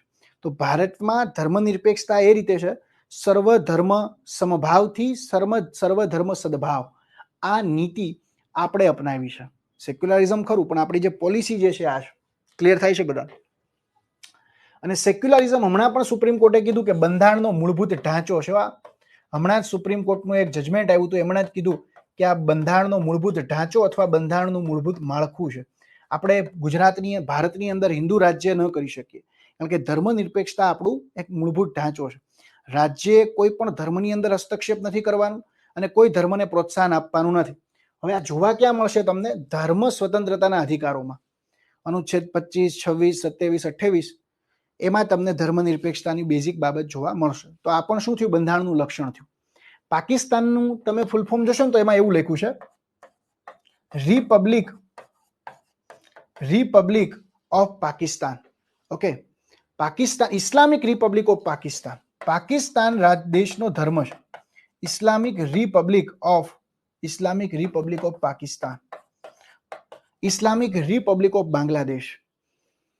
ત્યાં ધાર્મિક સમુદાયમાં જે લઘુમતીમાં આવે છે એનું શોષણ, અત્યાચાર એટલા માટે જ થાય છે કારણ કે દેશ ઇસ્લામ ઉપર ટકેલો છે. એ રાજ્યનો પોતાનો ધર્મ છે. ભારતમાં રાજ્યનો પોતાનો ધર્મ નથી. ભારતમાં રાજ્ય ધર્મ નિરપેક્ષ છે. ધર્મ સાથે રાજ્યને કંઈ લેવા દેવા નથી. ઓકે, ક્લિયર થાય છે બધાને અહીંયા? જો અહીંયા લક્ષ્મીકાંતનું બેઝિક આપણે બધું જોઈ લઈશું, ચિંતા ના કરતા. જે અગત્યની બાબત હશે બધી જ રિવાઇઝ થઈ જશે. અહીંયા સુધી બધાને ક્લિયર છે ભાઈ? ધર્મનિરપેક્ષ આપણું રાજ્ય છે. તમે જો રિપ્રેઝન્ટેશન ઓફ પીપલ એક્ટ અંતર્ગત જો કોઈ ધર્મના આધારે હેડ સ્પીચ આપે ને, તો આરપી એક્ટ મુજબ એ વ્યક્તિની ઉમેદવારી પણ રદ થાય, એનું સભ્યપદ પણ રદ થાય. ચૂંટણી પંચ કરી શકે, કરવું હોય તો. હેડ સ્પીચ ના આપી શકે, ઉત્તેજન પણ ના આપી શકે, દંગાઓ થાય એ પ્રકારનું. રાજ્ય કોઈ વ્યક્તિ પાસેથી કર પણ ન લઈ શકે. અનુચ્છેદ 27 એવું કહે છે કે રાજ્ય કોઈ વિશેષ ધર્મના ઉત્થાન માટે રાજ્ય જે સત્તામાં બેઠા લે છે, રાજ્યની પણ વ્યાખ્યા આપણે આગળ જોશું. રાજ્ય કોઈ પણ વ્યક્તિ પાસેથી કર ન વસૂલી શકે, ખાસ ધ્યાન રાખજો.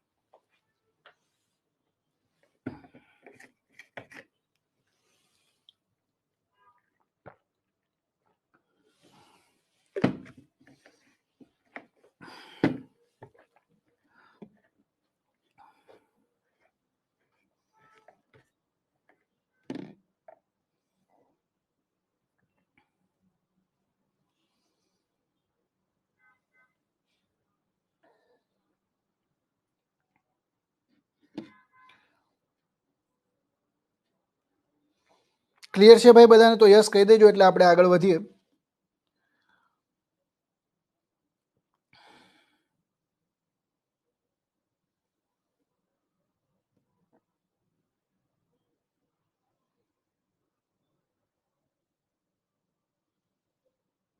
ઓકે, ક્લિયર છે. ચલો બધાને.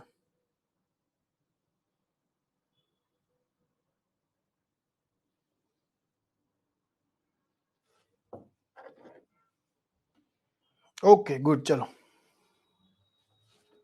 ઓલ ક્લિયર છે બધાને. 11મો મુદ્દો પણ આપણે લક્ષણ બધા જોઈ લેશું, ચિંતા ના કરતા. સાર્વત્રિક મતાધિકાર. ભારત દેશ દોસ્તો પેલો એવો દેશ હતો કે જેને મહિલાઓને પણ અધિકાર આપ્યા. ગરીબ અમીર કોઈ પણ પ્રકારનો ધર્મ, જ્ઞાતિ, જાતિ, જન્મસ્થાન આ બધાને ભૂલી અને આપણે બધાને દરેક વ્યક્તિને મતાધિકાર આપ્યો છે. એની ઉંમર 18 વર્ષની હોય તો 18 વર્ષના દરેક વ્યક્તિ પંચાયતની ચૂંટણીમાં, લોકસભાની ચૂંટણીમાં, વિધાનસભાની ચૂંટણીમાં મતદાન આપી શકે. આ પેલા 21 વર્ષની ઉંમર હતી, પણ આપણે એક સુધારો કર્યો હતો, 61મો બંધારણીય સુધારો. તો 61મો બંધારણીય સુધારાથી આપણે સાર્વત્રિક મતાધિકાર આપ્યો છે.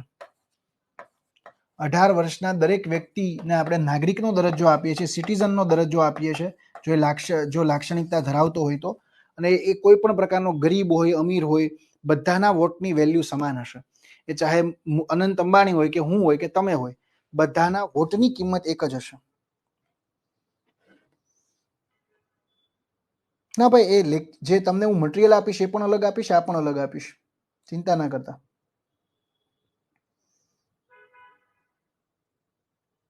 ઓકે ઓકે, ચલો ગુડ. તો ભારતની અંદર એડલ્ટ ફ્રેન્ચાઇઝી પ્રકારનો કન્સેપ્ટ છે. ઓકે, આગળ વધીએ. એકલ નાગરિકતા. તો આપણે જોયું કે ભાઈ ભારત દેશની અંદર એકલ નાગરિકતાનો કન્સેપ્ટ છે. ક્યાંથી લીધો છે? આપણે બ્રિટનમાંથી આ કન્સેપ્ટ લીધો છે. Single citizenship. Okay, single citizenship, એકલ નાગરિકતા.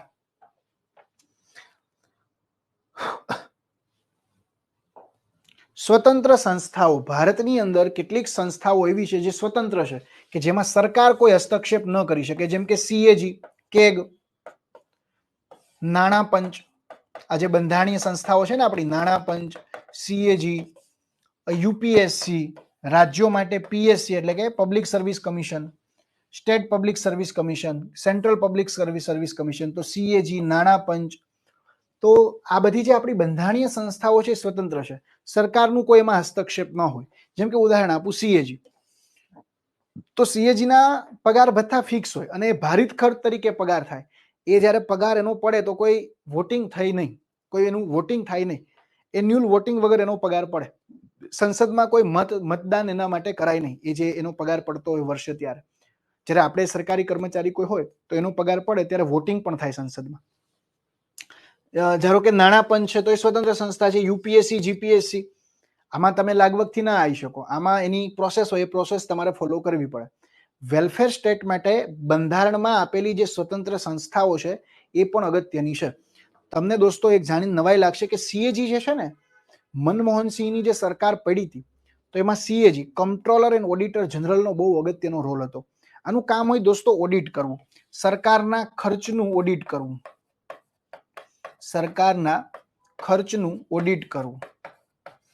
જે અલગ અલગ કૌભાંડ બાર આવ્યા ને, કોમનવેલ્થ ગેમ કૌભાંડ, તો કોમનવેલ્થ ગેમ કૌભાંડની અંદર દોસ્તો તમને જાણીને નવાઈ લાગશે કે ટોયલેટ 10-10 લાખના બન્યા હતા. ટોયલેટ 10-10 લાખના, એટલે ખ્યાલ આવી જ જાય કે આમાં ભ્રષ્ટાચાર થયો છે. તો કોઈ સરકાર જો બિનકાર્યદક્ષ ખર્ચ કરે છે, સરકાર દ્વારા જો અમર્યાદિત અને બિનકાર્યદક્ષ ખર્ચ થઈ રહ્યો છે, તેનું ધ્યાન CAG દોરે. 2G સ્પેક્ટ્રમ કૌભાંડમાં પણ આમણે ધ્યાન દોર્યું હતું. તો દોસ્તો કહેવાનો મતલબ એ છે કે સ્વતંત્ર સંસ્થાઓ જે છે બધામાં ભાઈ ઉપયોગી થશે. ભારત દેશમાં દર 5 વર્ષે ચૂંટણી થાય છે, તો ચૂંટણી પંચ પણ એક અગત્યની સંસ્થા છે, ઇલેક્શન કમિશન. તો આ બધી આપણે બેઝિક જોશું. જાહેર વહીવટના સાહેબ તમને બેઝિક આ બધી સંસ્થાઓ કરાવશે, બંધારણીય સંસ્થાઓ, કારણ કે એ ટોપિક એની અંદર છે એટલા માટે. ચલો આગળ વધીએ. પછી મેં લખ્યું છે કટોકટી. દેશની એકતા, દેશની અખંડતા, દેશની સંપ્રભુતા બહુ અગત્યની બાબત છે. તો આપણે જ્યારે કોઈ દેશ સાથે યુદ્ધમાં જોડાવીએ અથવા દેશનો જ કોઈ આંતરિક ભાગ જે છે એની અંદર જ કોઈ વિદ્રોહ થાય, તો એના માટે ભારત દેશની અંદર 3 પ્રકારની કટોકટીનો આપણે ઉલ્લેખ કરેલો છે. રાષ્ટ્રીય કટોકટી, અલગથી ટોપિક નથી પણ આ જસ્ટ તમને લક્ષણ કહું છું. રાષ્ટ્રીય કટોકટી, બંધારણીય કટોકટી જેને હું રાષ્ટ્રપતિ શાસન કહું છું, અને દેશની અંદર ઘણી વખત નાણાકીય કટોકટી પણ આવે. પાકિસ્તાન જેવી પણ હાલત થાય તો ફાઇનાન્શિયલ ઇમરજન્સી, નાણાકીય કટોકટી, 3 પ્રકારની કટોકટીનો ઉલ્લેખ છે ભારત દેશના બંધારણના ભાગ 18 ની અંદર. અનુચ્છેદ 352 થી 360 ની વચ્ચે આર્ટિકલ 352 ટુ આર્ટિકલ 360 ની વચ્ચે આ બધી જ કટોકટીનો એમણે ઉલ્લેખ કરેલો છે. હવે આ કટોકટીનો કન્સેપ્ટ ઘણા લોકો એવું કહે છે કે આપણે જર્મનીમાંથી લીધો. જર્મનીમાંથી નથી લીધો, પણ 1935 નો જે આપણો અધિનિયમ છે, 1935 નો government of India act, GOI, government of India act 1935, 1935 નો ભારત સરકારનો જે અધિનિયમ છે એના અંતર્ગત આપણે આ કન્સેપ્ટ લીધો છે. પણ આપણે જર્મનીમાંથી શું લીધું છે? કટોકટી દરમિયાન નાગરિકોના કેટલાક મૂળભૂત અધિકારો, ફંડામેન્ટલ રાઇટ સ્થગિત રહેશે, એટલે કે ત્યારે એ કોર્ટમાં જઈ શકે નહીં. આ વસ્તુ આપણે લીધી છે જર્મનીમાંથી. ક્યાંથી લીધી છે? વેમર કોન્સ્ટિટ્યુશન અથવા જર્મનીના બંધારણમાંથી. જો 1 કલાકમાં આપણે કેટલું, જો તમે ફાકા ફોજદારી ન કરો અને શાંતિથી જો આ લેક્ચર જુઓ તો 1 કલાકમાં તમે વાંચો ને એના કરતાં મેં તમને અહીંયા વધારે ભણાવી દીધું છે. 1 કલાકમાં તમારી વાંચવાની ઇફિશિયન્સી એટલી બધી ના હોય, એના કરતાં પણ આપણે વધારે જો તમે ધ્યાન દઈને આ લેક્ચર જોશો ને તો કંઈ બાકી નહીં રહે. ખાસ જોજો. ચલો આગળ વધીએ. તો કટોકટીનો કન્સેપ્ટ પણ આપણે લીધો છે, એના ઉપર અલગથી સિલેબસ નથી. હિમાંશુ એમ કહું છું કે આમાં અત્યારે ખાલી વિડીયો જોઈ લો, પછી કાલે ટાઈમ મળે તો હવે આને લખવાની જરૂર નથી. અહીંયા હું તમને લખાવું જ છું બધું. છેલ્લે આની PDF લઈ લેવાની, એ જ PDF આપણે મોબાઈલમાં લખવાની, પોલિટી લેક્ચર 1 સેવ કરી લેવાની, આગળ એ જ વાંચી લેવાનું. તમને જે અગત્યની બાબત આવે એ નોટ કરી લેવાની. હવે આની નોટ્સ બનાવવા જશો ને તો ટાઈમ બહુ લાગશે. હવે આપણી પાસે ટાઈમ નથી, એટલા માટે. કારણ કે આ રિવિઝન બેચ છે, આમાં હું બધું નહીં કરાવું. રિવિઝન બેચ આખી અલગ હોય. પહેલા તમારે જો ડીપમાં ભણવું હોય, ડીપમાં એટલે બહુ જ ડીપમાં, તો શૌર્ય બેચ મારી PSI ની હતી જ તે. પણ આ ક્વિક રિવિઝન બેચ છે કે જેની અંદર ઓલમોસ્ટ હું બધું કવર કરાવી લઈશ. હવે ત્રિસ્તરીય સરકાર ભારતની અંદર દોસ્તો, અનુચ્છેદ 40માં એવું લખ્યું હતું કે it is the duty of state to form panchayat government, એટલે કે ગ્રામ પંચાયતની રચના કરવી. અનુચ્છેદ 40 અંતર્ગત આ કીધું હતું. પણ સરકારે દેશની અંદર દ્વિસ્તરીય સરકાર તો હતી જ, કેન્દ્ર સરકાર, રાજ્ય સરકાર, પણ સ્થાનિક સ્વરાજની સંસ્થાનો પણ વિકાસ થાય એટલા માટે 73મો અને 74મો બંધારણીય સુધારો કર્યો હતો, જેને આપણે કહીએ છીએ ડેમોક્રેટિક ડિસેન્ટ્રલાઇઝેશન, લોકશાહી ઢબે વિકેન્દ્રીકરણ, કે લોકો પણ નિર્ણય નિર્માણની પ્રક્રિયામાં ભાગીદાર થાય. ઉદાહરણ આપું કે ગ્રામ પંચાયત હોય તો ગ્રામ પંચાયતમાં જે ગ્રામ સભા છે ને એને ગામડાની સંસદ કહેવાય. પંચાયત દ્વારા કોઈ નિર્ણય કરવામાં આવે એની સમીક્ષા કોણ કરે? ગ્રામ પંચાયત. મનરેગા જેવી યોજનાઓમાં સરખો ખર્ચ થયો છે ને કે નહીં, લાભાર્થીઓને ખરા અર્થમાં લાભ મળ્યો છે કે નહીં, આ નક્કી કોણ કરે? ગ્રામ સભા. ગ્રામ સભામાં હોય કોણ? ગામડાના અલગ અલગ વ્યક્તિઓ કે જેમની ઉંમર 18 વર્ષ કરતાં વધી છે અને જેમની પાસે વોટર આઈડી છે, બધા ગ્રામ સભાના સદસ્ય કહેવાય. તો દોસ્તો એટલા માટે આને કહેવાય ડેમોક્રેટિક ડિસેન્ટ્રલાઇઝેશન. લોકોના હાથમાં ખરા અર્થમાં સત્તા જાય અને ખરા અર્થમાં આપણે લોકતંત્રની પ્રાપ્તિ કરીએ. તો એના માટે આપણે 73મો સુધારો કર્યો કે જે ગ્રામીણ સ્થાનિક સ્વરાજની સંસ્થાઓ હતી. સ્થાનિક એટલે ત્યાંના સ્થાનિક લોકો કરતા હોય, એને જ આપણે લોકલ કહીએ. ગ્રામીણ સ્થાનિક સ્વરાજની 74માં કેના માટે હતું? શહેરી સ્થાનિક સ્વરાજની સંસ્થાઓ. આના અંતર્ગત એમણે ભાગ પણ ઉમેરો, ભાગ 9 અને ભાગ 9A. એના કયા કયા વિષયોને આપવામાં આવશે, આ આપણો ટોપિક. આપણા ત્યાં 74મો બંધારણીય સુધારો આપણે કરવાનો નથી. આપણે ત્યાં ખાલી ને ખાલી તમારો ટોપિક છે પંચાયતી રાજ. જો કેટલું કરવું ને કેટલું ન કરવું ને એ વિદ્યાર્થીઓએ કરવું પડશે. આ તો બધું મજા આવે બધું કરવા માટે. તમારા સિલેબસમાં સ્પષ્ટ લખ્યું છે કે પંચાયતી રાજ જ ખાલી કરવાનું છે, એટલે તમારે ખાલી ને ખાલી 73મો સુધારો જ કરવાનો છે. આપણે ખાલી ને ખાલી 73મો બંધારણીય સુધારો જ કરવાનો છે, બીજું કઈ નથી કરવાનું.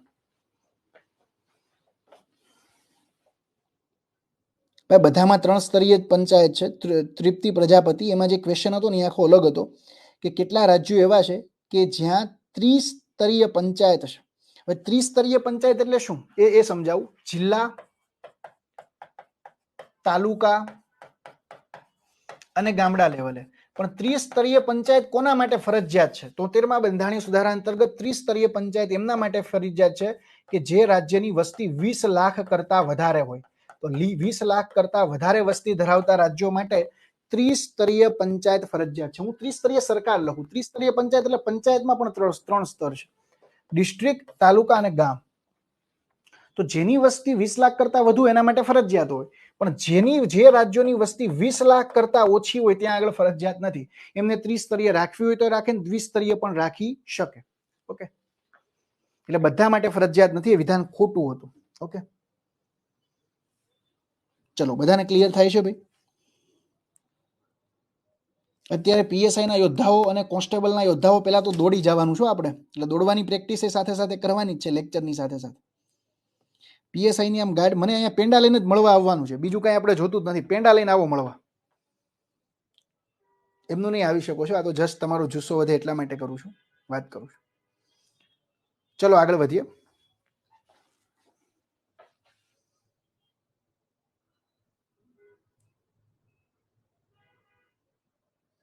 વીસ મિનિટમાં આવે છે. યસ યસ, થઈ જશે ભાઈ, ડોન્ટ વરી. પીસી માટે બીજું કરવું પડશે સર. ન્યૂ સ્ટુડન્ટ શું એટલે શું કહેવા માંગો છો ભાઈલા? એ કઈ ખ્યાલ ન આવ્યો મને. પીસી પીએસઆઈ માટે કે અહીંયા હું કરાવું છું એટલું પહેલા અત્યારે કરો, પછી આપણે બીજું જોશું. હા દોસ્તો, લક્ષણો 16 જેટલા જોઈ લીધા. જો આપણે એક જ કલાકની અંદર તમારો એક ટોપિક પૂરો કરી નાખો. ભારત દેશના બંધારણના લક્ષણો, 16 લક્ષણો. It is quite enough. Okay, it is quite enough. પેલા ભાઈ રનિંગ પતાવો, પછી એક્ઝામનું તમે વિચારજો. માર્ચમાં જ એક્ઝામ જશે, ફેબ્રુઆરીમાં કોઈ શક્યતા નથી. એટલે we have enough time. Okay, બહુ જ સારો આપણી પાસે સમય છે. તો બંધારણના 16 જેટલા લક્ષણો આપણે જોઈ લીધા. તમે વાંચવા બેહો ને તો 1 કલાકથી વધારે ટાઈમ થાય. એ જ વસ્તુ મેં તમને અહીંયા PC police constable, okay, police constable અહીંયા ભાઈ ઇનફ છે. પોલીસ કોન્સ્ટેબલ માટે ચિંતા ના કર. શોર્ટ ફોર્મમાં હું ક્યારેક ડોફરાઈ જાઉં છું પાછો, મારું માઇન્ડ ડોફરાઈ જાય તમે જ્યારે શોર્ટ ફોર્મ બોલો ને ત્યારે ઘણીવાર. ઓકે દોસ્તો, તો 16 જેટલા લક્ષણો જોયા. હવે આપણે એક ક્વેશ્ચન કે જ્યાંથી પણ એક ક્વેશ્ચન આવી શકે, જ્યાંથી પણ એક ક્વેશ્ચન આવી શકે એ ટોપિક છે આપણો. જ્યાંથી પણ એક ક્વેશ્ચન આવી શકે એ ટોપિક છે સંવિધાન નિર્માણ પ્રક્રિયામાં ઉપયોગમાં લેવાયેલા બહુવિધ સ્ત્રોતો, કે ક્યાં ક્યાંથી આપણે કયા કયા દેશમાંથી કયા કયા સ્ત્રોતો લીધા. આમ તો આ ટોપિક તમે વાંચીને પણ સમજી જશો, પણ હું અહીંયા તમને બેઝિક કહી દઉં કઈ ક્યાંથી શું લીધું. તો ભારત શાસન અધિનિયમ 1935 આ હતો, જેને આપણે કહીએ છીએ ગવર્મેન્ટ ઓફ ઇન્ડિયા એક્ટ 1935. ત્યાંથી આપણે લીધું હતું સંઘીય વ્યવસ્થા, જેને આપણે કહીશું સંઘવાદી વ્યવસ્થા, અથવા આપણે એને કહીશું ફેડરલ સ્ટ્રક્ચર. આ કન્સેપ્ટ આપણે અમેરિકામાંથી નથી લીધો, પણ આપણે લીધો છે 1935 ના અધિનિયમમાંથી. ન્યાયપાલિકાનું માળખું, સુપ્રીમ કોર્ટ, હાઈકોર્ટ, તાબાની અદાલત, એ પણ આપણે ક્યાંથી લીધું છે? 1935 ના અધિનિયમમાં. કટોકટીની જોગવાઈ ક્યાંથી લીધું છે? 1935 ના અધિનિયમમાં. વિષયોની 3 સૂચિ રહેશે, ત્યારે પણ વિષયોની 3 સૂચિ હતી: રાજ્ય યાદી, કેન્દ્ર યાદી, સમવર્તી યાદી. પણ ત્યારે અવશિષ્ટ સત્તાઓ સંસદ પાસે નહોતી. જે વિષયોનો આમાં ઉલ્લેખ ન કર્યો હોય એ વિષયો ઉપર કોઈ કાયદો બનાવવો હોય તો વાઇસરોય બનાવતા ત્યારે. પણ વર્તમાન સમયમાં આ સત્તા કોની પાસે છે? સંસદ પાસે છે. અવશિષ્ટ એટલે રિસ્યુડિયરી પાવર, કે જેનો ઉલ્લેખ અનુસૂચિ 7માં નથી કર્યો જે વિષયોનો, એમાં પણ કોઈ કાયદો બનાવવો હોય તો કાયદો ઘડી શકે. પણ કોણ કાયદો ઘડી શકશે? તો એ કાયદો ઘડી શકશે, ઓબ્વિયસલી એ કાયદો કોણ ઘડી શકશે? તો કે એ કાયદો ઘડી શકશે સંસદ. તો વિષયોની 3 સૂચિ. રાજ્યપાલનો કાર્યકાળ, જો રાજ્યપાલનો કોઈ ફિક્સ કાર્યકાળ હોતો નથી. કેટલાક જો અમેરિકામાં ફિક્સ હોય છે, અમેરિકામાં રાજ્યપાલનો કાર્યકાળ ફિક્સ હોય છે. ભારત દેશની અંદર રાજ્યપાલને ગમે ત્યારે હટાવી શકે. રાજ્યપાલનો કાર્યકાળ ફિક્સ નથી. એક શબ્દ લખ્યો છે બંધારણમાં, pleasure of president. Pleasure of president. Pleasure of president એટલે રાષ્ટ્રપતિની મરજી સુધી, રાષ્ટ્રપતિની મરજી સુધી કોઈ પણ રાજ્યપાલ એક રાજ્યમાં રાજ્યપાલ તરીકે રહી શકે, બાકી ગમે ત્યારે એને બદલાઈ શકે. તો રાજ્યપાલનો કાર્યકાળ કોઈ ફિક્સ નથી. પ્લેઝર ઓફ પ્રેસિડેન્ટ છે. આ ક્વેશ્ચન પણ સ્ટેટ ટેક્સ ઇન્સ્પેક્ટરની પરીક્ષામાં હતો, એસટીઆઈમાં હતો. તો આ કન્સેપ્ટ આપણે ક્યાંથી લીધો છે? 1935 ના અધિનિયમમાંથી. ભાઈ સંઘવાદ કેનેડા પણ આવે ને 1935 નો અધિનિયમ આવે, બંને આવશે. કેનેડામાં પણ એવું છે, કેન્દ્ર વધારે પાવરફુલ છે. ભાઈ અવશિષ્ટ સત્તાઓમાં કોઈ વિષય પછી બંધારણમાં ન લખ્યા હોય. જે વિષયો કેન્દ્ર યાદી, રાજ્ય યાદી અને સમવર્તી યાદીમાં ન હોય બધા જ વિષયને અવશિષ્ટ વિષયો કહેવાય, રેસિડ્યુરી સબ્જેક્ટ. જેમ કે ડિઝાસ્ટર મેનેજમેન્ટ, આપત્તિ વ્યવસ્થાપન, cyber security, information technology, electronics, જે આઇટમોનું જે પ્રોડક્શન હોય, artificial intelligence, machine learning, blockchain technology, બધા વિષયો કેમાં આવે? અવશિષ્ટ યાદીમાં આવે.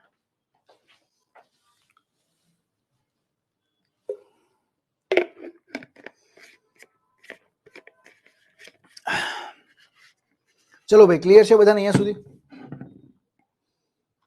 અહીંયા સુધી બધાને ક્લિયર છે?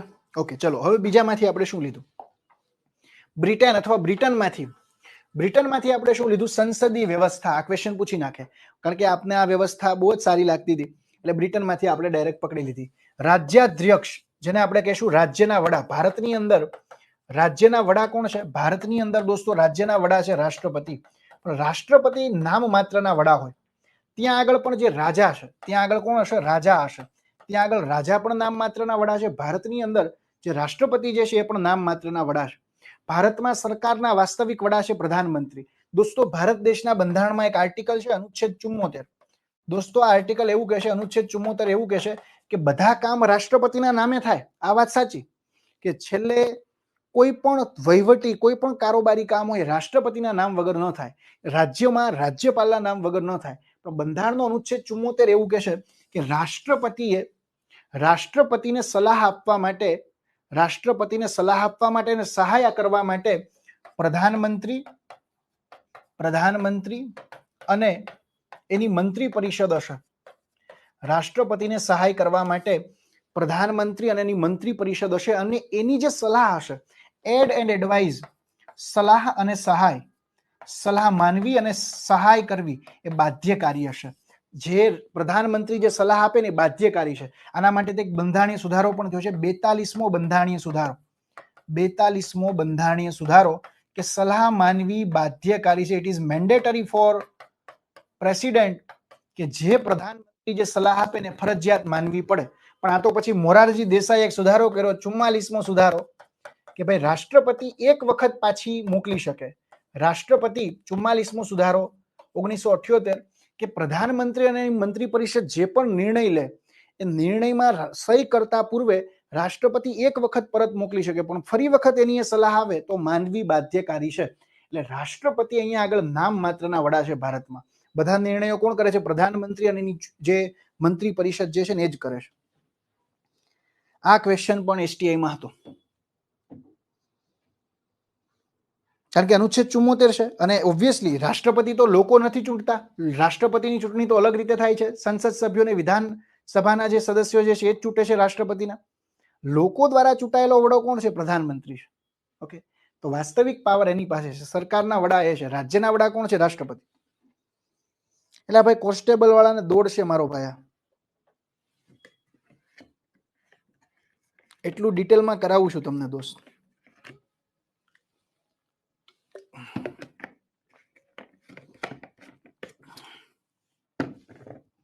કોન્સ્ટેબલ વાળાને ચાલે, શું કામ ના ચાલે? મને એ નથી સમજાતું. ઓબ્વિયસલી ચાલશે ભાઈ, કોન્સ્ટેબલ વાળાને દોડશે, ચિંતા ના કરતા. બિલીવ ઇન અસ. દોસ્તો હું ખુદ સ્ટેટ ટેક્સ ઇન્સ્પેક્ટર રહી ચૂક્યો છું. હું એ પહેલા ડીવાયએસઓમાં પણ 1.5-2 વર્ષ નોકરી કરી ચૂક્યો છું. એટલે આ બધા અનુભવો છે. જીપીએસસીના એટલા ઇન્ટરવ્યુ આપ્યા છે. તમે મારો એક વિડીયો પણ જોઈ શકશો કે STIમાં 25માંથી 25 માર્ક્સનું પૂછાય. ખાલી એમનો ફોટો નથી મૂક્યા, ભણાવતો હોય ને એ પણ મૂક્યું છે. એટલે જે મિત્રો ભણતા હશે, જો આગળ જોયું હશે તો એને આ કન્ટેન્ટ વિશે કદાચ ખ્યાલ આવી ગયો છે કે આ કન્ટેન્ટ કયા લેવલનું આપણે શોર્ટ ટાઈમમાં પીરસી રહ્યા છે. મારે નહીતર પીપીટીની જરૂર પડતી જ નથી. જિંદગીમાં હું પીપીટી નથી ભણાવતો, પણ અત્યારે પીપીટી એટલા માટે ભણાવું છું કે જેથી થોડીક સ્પીડ આવે અને આપણે મહત્તમ કન્ટેન્ટ જે છે ને ડિલિવર કરી શકીએ.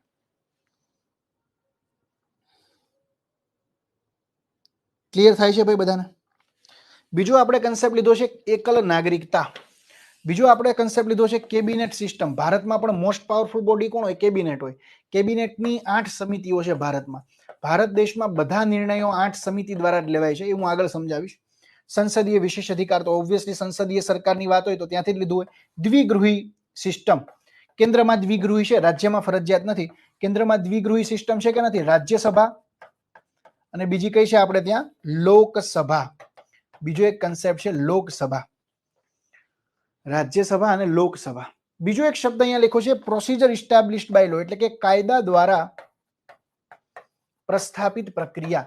આ પણ હું જ્યારે અનુચ્છેદ 21 ની ચર્ચા કરીશ ત્યારે વધારે સમજાવીશ. કાયદા દ્વારા પ્રસ્થાપિત પ્રક્રિયા, કારણ કે ત્યાં આગળ કાયદો સર્વોપરી હોય. બ્રિટનની અંદર કાયદો સંસદ દ્વારા ઘડાયેલો કાયદો સર્વોપરી હોય. અમેરિકાની અંદર છે કાયદાની ઉચિત પ્રક્રિયા, કાયદો ઉચિત હોવો જોઈએ. બ્રિટનની અંદર સંસદ જે કાયદો ઘડે એ ફરજિયાત હોય. અમેરિકાની અંદર એવું નથી. ત્યાં આગળ છે ડ્યુ પ્રોસેસ ઓફ લો. કાયદો કેવો હોવો જોઈએ? ઉચિત હોવો જોઈએ. જો કાયદો અનુચિત હશે તો એને રદ કરાશે. હવે એ તો અમેરિકામાં બંધારણ છે એટલા માટે, બ્રિટનમાં તો કોઈ બંધારણ છે જ નહીં, તો ત્યાં મજા આવશે એવા કાયદા સંસદ ઘડી શકશે. ત્યાં સંસદ સર્વોપરી છે. તો ત્યાં કન્સેપ્ટ છે કાયદા દ્વારા પ્રસ્થાપિત પ્રક્રિયા, પ્રોસિજર ઇસ્ટાબ્લિશ્ડ બાય લો. એ કન્સેપ્ટ છે બ્રિટનનો. તો આ બધી આ બાબતો આપણે ક્યાંથી લીધી છે? બ્રિટનમાંથી. ચલો, ક્લિયર છે બધાને? આગળ અમેરિકામાંથી શું લીધું છે? મૂળભૂત અધિકારો. બીજું લીધું છે ન્યાયિક સમીક્ષા, જ્યુડિશિયલ રિવ્યુ. બીજી બાબત આપણે લીધી છે જ્યુડિશિયલ રિવ્યુ, ન્યાયિક સમીક્ષા. કે જો આ બાબત, આ પાવર બ્રિટનમાં નથી, આ ખાલી ને ખાલી અમેરિકા અને ભારત જેવા દેશોમાં જ છે. ત્યાં કોઈ બંધારણ, કારણ કે બ્રિટનની અંદર તો કોઈ બંધારણ છે જ નહીં, તો ત્યાં તો કંઈક ન્યાયિક સમીક્ષા કરવાની જ નથી. ન્યાયિક સમીક્ષા એટલે શું? કે કારોબારી ના અને ધારાસભાના જે અલગ અલગ નિર્ણયો હોય એની સમીક્ષા કરવી કે એ બાબત બંધારણીય છે કે નહીં, કોન્સ્ટિટ્યુશનલી વેલિડ છે કે નહીં. ઉદાહરણ આપું છું તમને. તો ધારો કે કારોબારીએ એક કોઈ નિર્ણય કર્યો કે ભાઈ ઇલેક્ટોરલ બોન્ડ, નાણાં મંત્રાલય દ્વારા એક યોજના લાવવામાં આવી હતી, ઇલેક્ટોરલ બોન્ડ. ઇલેક્ટોરલ બોન્ડ એટલે શું? તો કે ભાઈ એની અંદર ઇલેક્ટોરલ બોન્ડમાં એક જોગવાઈ એવી હતી કે 20,000 કરતા કોઈ વધારે દાન કરશે તો એ જાણવા માટે, એની માહિતી આપવા માટે બંધાયેલા નથી. તો સુપ્રીમ કોર્ટને એવું લાગ્યું કે ભાઈ આ તો રાઇટ ટુ ઇન્ફોર્મેશન જે છે એનું ઉલ્લંઘન છે. અનુચ્છેદ 19 અંતર્ગત જે માહિતી આપવાનો અધિકાર જે છે તો મૂળભૂત અધિકાર છે, એનું તો અહીંયા આગળ ઉલ્લંઘન કરે છે. તો ઇલેક્ટોરલ બોન્ડ યોજનાને જ એમણે ગેરબંધારણી ઠેરવી દીધી. બીજું દોસ્તો, ઇલેક્ટોરલ બોન્ડને એટલા માટે પણ એમણે ગેરબંધારણી ઠેરવાતા, એને એવું કીધું કે આની અંદર એવું બને કે કોઈ કોર્પોરેટ કંપની જે છે, કોર્પોરેટ કંપની એ અત્યારે દાન આપે, ગીવ કરે, એટલે કે દાન આપવું. કેના માટે આપે? ટેક કરવા માટે, ગીવ એન્ડ ટેક. આના ઉપર તો મેં આખો એક પોડકાસ્ટ કર્યો છે ઇલેક્ટોરલ બોન્ડ ઉપર. ગીવ એન્ડ ટેક એટલે શું? કે અત્યારે 5-10 કરોડનું દાન આપી દે, પછી જમીન લેવાની હોય તો સરકાર પાસે સસ્તા ભાવે જમીન લઈ લે. Give and take. તો આ કેના ઉપર ઇમ્પેક્ટ કરે છે? તો કે ચૂંટણી પ્રક્રિયા ઉપર, પારદર્શી ચૂંટણી પ્રક્રિયા ઉપર. અને દોસ્તો તમને જાણી નવાઈ લાગશે કે સુપ્રીમ કોર્ટે એક કેસની અંદર કીધું હતું, 1975માં એક કેસ આવ્યો હતો, ઇન્દિરા ગાંધી વર્સિસ રાજનારાયણ કેસ. અને આ ઇન્દિરા ગાંધી વર્સિસ રાજનારાયણ કેસમાં સુપ્રીમ કોર્ટે એવું કીધું હતું કે fair and free election is a basic structure of our constitution. તો આ તો શું થયું? મૂળભૂત ઢાંચાનું ઉલ્લંઘન થયું. તો એક કેસ આવ્યો કે જેની અંદર એમણે આને રદ જ કરી નાખ્યું. ADR, association four democratic reform versus Bharat સંઘ કેસ. અને આ કેસ અંતર્ગત 2024ની અંદર ઇલેક્ટોરલ બોન્ડ યોજનાને ગેરબંધારણી જાહેર કરી.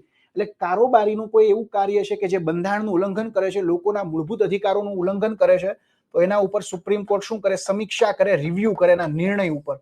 ધારાસભાનો કોઈ એવો કાયદો છે તો એના ઉપર નિર્ણય કરશે. ઉદાહરણ આપું, એક સેક્શન હતો આઈપીસી નો, આઈપીસી 377. આઈપીસી 377માં એવું કીધું કે સમલૈંગિક સંબંધો ગેરબંધારણીય છે. સમલૈંગિક સંબંધો જે એલજીબીટીક્યુ છે, લેસ્બિયન, ગે ને જે બધા આખી એક કોમ્યુનિટી છે, માઇનોરિટીમાં છે, લઘુમતીમાં છે, એ સંબંધ ગેરબંધારણીય પણ છે. સુપ્રીમ કોર્ટે આનું વાઇડ ઇન્ટરપ્રિટેશન કર્યું કે અનુચ્છેદ 21માં કીધું છે ગૌરવપૂર્વક જીવન જીવવાનો અધિકાર અને પોતાનો જીવનસાથી પસંદ કરવાનો અધિકાર જે છે દરેક નાગરિકોને છે, દરેક વ્યક્તિને છે. આનું આપણે ઉલ્લંઘન ન કરાવી શકીએ. તો સુપ્રીમ કોર્ટે કેસની અંદર સમીક્ષા કરી. કેસ બન્યો નવતેજસિંહ જોહર વર્સિસ ભારત સંઘ કેસ. અને આ કેસની અંદર સુપ્રીમ કોર્ટે સ્પષ્ટ કર્યું કે ભાઈ આઈપીસી નો 377 સેક્શન કેવો છે? ગેરબંધારણીય છે. તો બંધારણ મુજબ કારોબારી કે ધારાસભા કામ કરે છે નહીં, એની સમીક્ષા કરવાની સત્તા કોની પાસે છે? સુપ્રીમ કોર્ટ અને હાઈકોર્ટ પાસેથી. તો આ પાવર આપણે ક્યાંથી લીધો છે? યુએસએ માંથી, સંયુક્ત રાજ્ય અમેરિકામાંથી. ભાઈ ડેઈલી ટોપિક હું તમને અહીંયા બધું કરાવીશ. પહેલા રેગ્યુલર હમણાં તમારા લેક્ચરનું પણ ટાઈમ ટેબલ મુકાઈ જશે. જો અહીંયા મુકાઈ જ ગયું છે અત્યારે. રેગ્યુલર તમારા લેક્ચરનું પણ ટાઈમ ટેબલ મુકાતું જશે. ચિંતા ન કરતા, અપડેટ આપણે તમને કરતા રહેશું. ડોન્ટ વરી, ચિંતા કરવાની નથી, ચિંતન કરવાનું છે. Okay, don't worry. ચલો આગળ વધીએ. સુપ્રીમ કોર્ટ અને હાઈકોર્ટના જજોને હટાવવાની પ્રક્રિયા એ પણ આખી અલાયદી છે, ગમે ત્યારે હટાવી ન શકાય. આને જ ન્યાયિક સ્વતંત્રતા કહેવાય. તો ન્યાયિક સ્વતંત્રતાનો કન્સેપ્ટ પણ આપણે ક્યાંથી લીધું છે? બ્રિટનમાંથી. બીજું અહીંયા મેં એક શબ્દ લખ્યો છે, ડ્યુ પ્રોસેસ ઓફ લો, કાયદાની ઉચિત પ્રક્રિયા. કે કાયદો કેવો હોવો જોઈએ? ઉચિત હોવો જોઈએ. જો અનુચિત કાયદો હશે તો એને રદ પણ કરવામાં આવશે, એના ઉપર સમીક્ષા થશે. તો અહીંયાથી જ પાવર મળે છે, ડ્યુ પ્રોસેસ ઓફ લોમાંથી જ પાવર મળે છે ન્યાયિક સમીક્ષાનો. તો આ બધી બાબતો આપણે ક્યાંથી લીધી છે? યુએસએના બંધારણમાંથી, સંયુક્ત રાજ્ય અમેરિકામાંથી. ચલો, ક્લિયર છે બધાને ભાઈ? ઓકે. આયર્લેન્ડમાંથી શું લીધું છે? ડીપીએસપી, રાષ્ટ્રપતિની ચૂંટણી અને રાજ્યસભાના સદસ્યોની નિમણૂક. રાષ્ટ્રપતિ 12 જેટલા સદસ્યોની નિમણૂક કરે, તમને બધાને ખ્યાલ હશે. રાજ્યસભાની અંદર કલા, સાહિત્ય, વિજ્ઞાન, આ ટોટલ 5 આધારે રાષ્ટ્રપતિ રાજ્યસભાની અંદર 12 સદસ્યોની નિમણૂક કરે. ક્યાંથી આ વસ્તુ લીધી આપણે? આયર્લેન્ડમાંથી. ડીપીએસપી એટલે રાજનીતિના માર્ગદર્શક સિદ્ધાંતો. ક્યાંથી લીધી? ઇરિશ કોન્સ્ટિટ્યુશન, આયર્લેન્ડના બંધારણમાંથી. રાષ્ટ્રપતિની ચૂંટણી જે કઈ રીતે થાય છે? એકલ સંક્રમણ અને અનુપાતિક પ્રતિનિધિત્વ.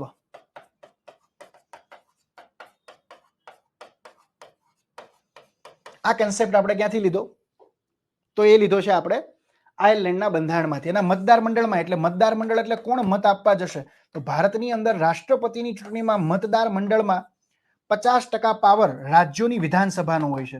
રાજ્યોની અને 3 યુટીની વિધાનસભામાં ચૂંટાયેલા ધારાસભ્યો. 50% પાવર કોને હોય? તો કે ભાઈ રાજ્યસભા અને લોકસભાના ચૂંટાયેલા સાંસદો, નોમિનેટ કરેલા સાંસદો જે છે એ આની અંદર ભાગ લેતા નથી. એટલે રાષ્ટ્રપતિની ચૂંટણી લોકો દ્વારા નથી થતી. કેવી છે? અપ્રત્યક્ષ છે. લોકો આની અંદર ભાગ નથી લેતા, પરંતુ રાષ્ટ્રપતિની ચૂંટણીમાં લોકો દ્વારા ચૂંટાયેલા જનપ્રતિનિધિઓ ભાગ લેશે. આ પ્રકારની વ્યવસ્થા આપણે લીધી છે આયર્લેન્ડના બંધારણમાંથી. ઓકે, ચલો ભાઈ, ક્લિયર છે બધાને? મજા આવે છે? મજા આવતી હોય મને આમ થોડોક આમ ઉત્સાહ આવે ને એવું કંઈક લખો, તો મને ભણાવવાની બહુ મજા આવે.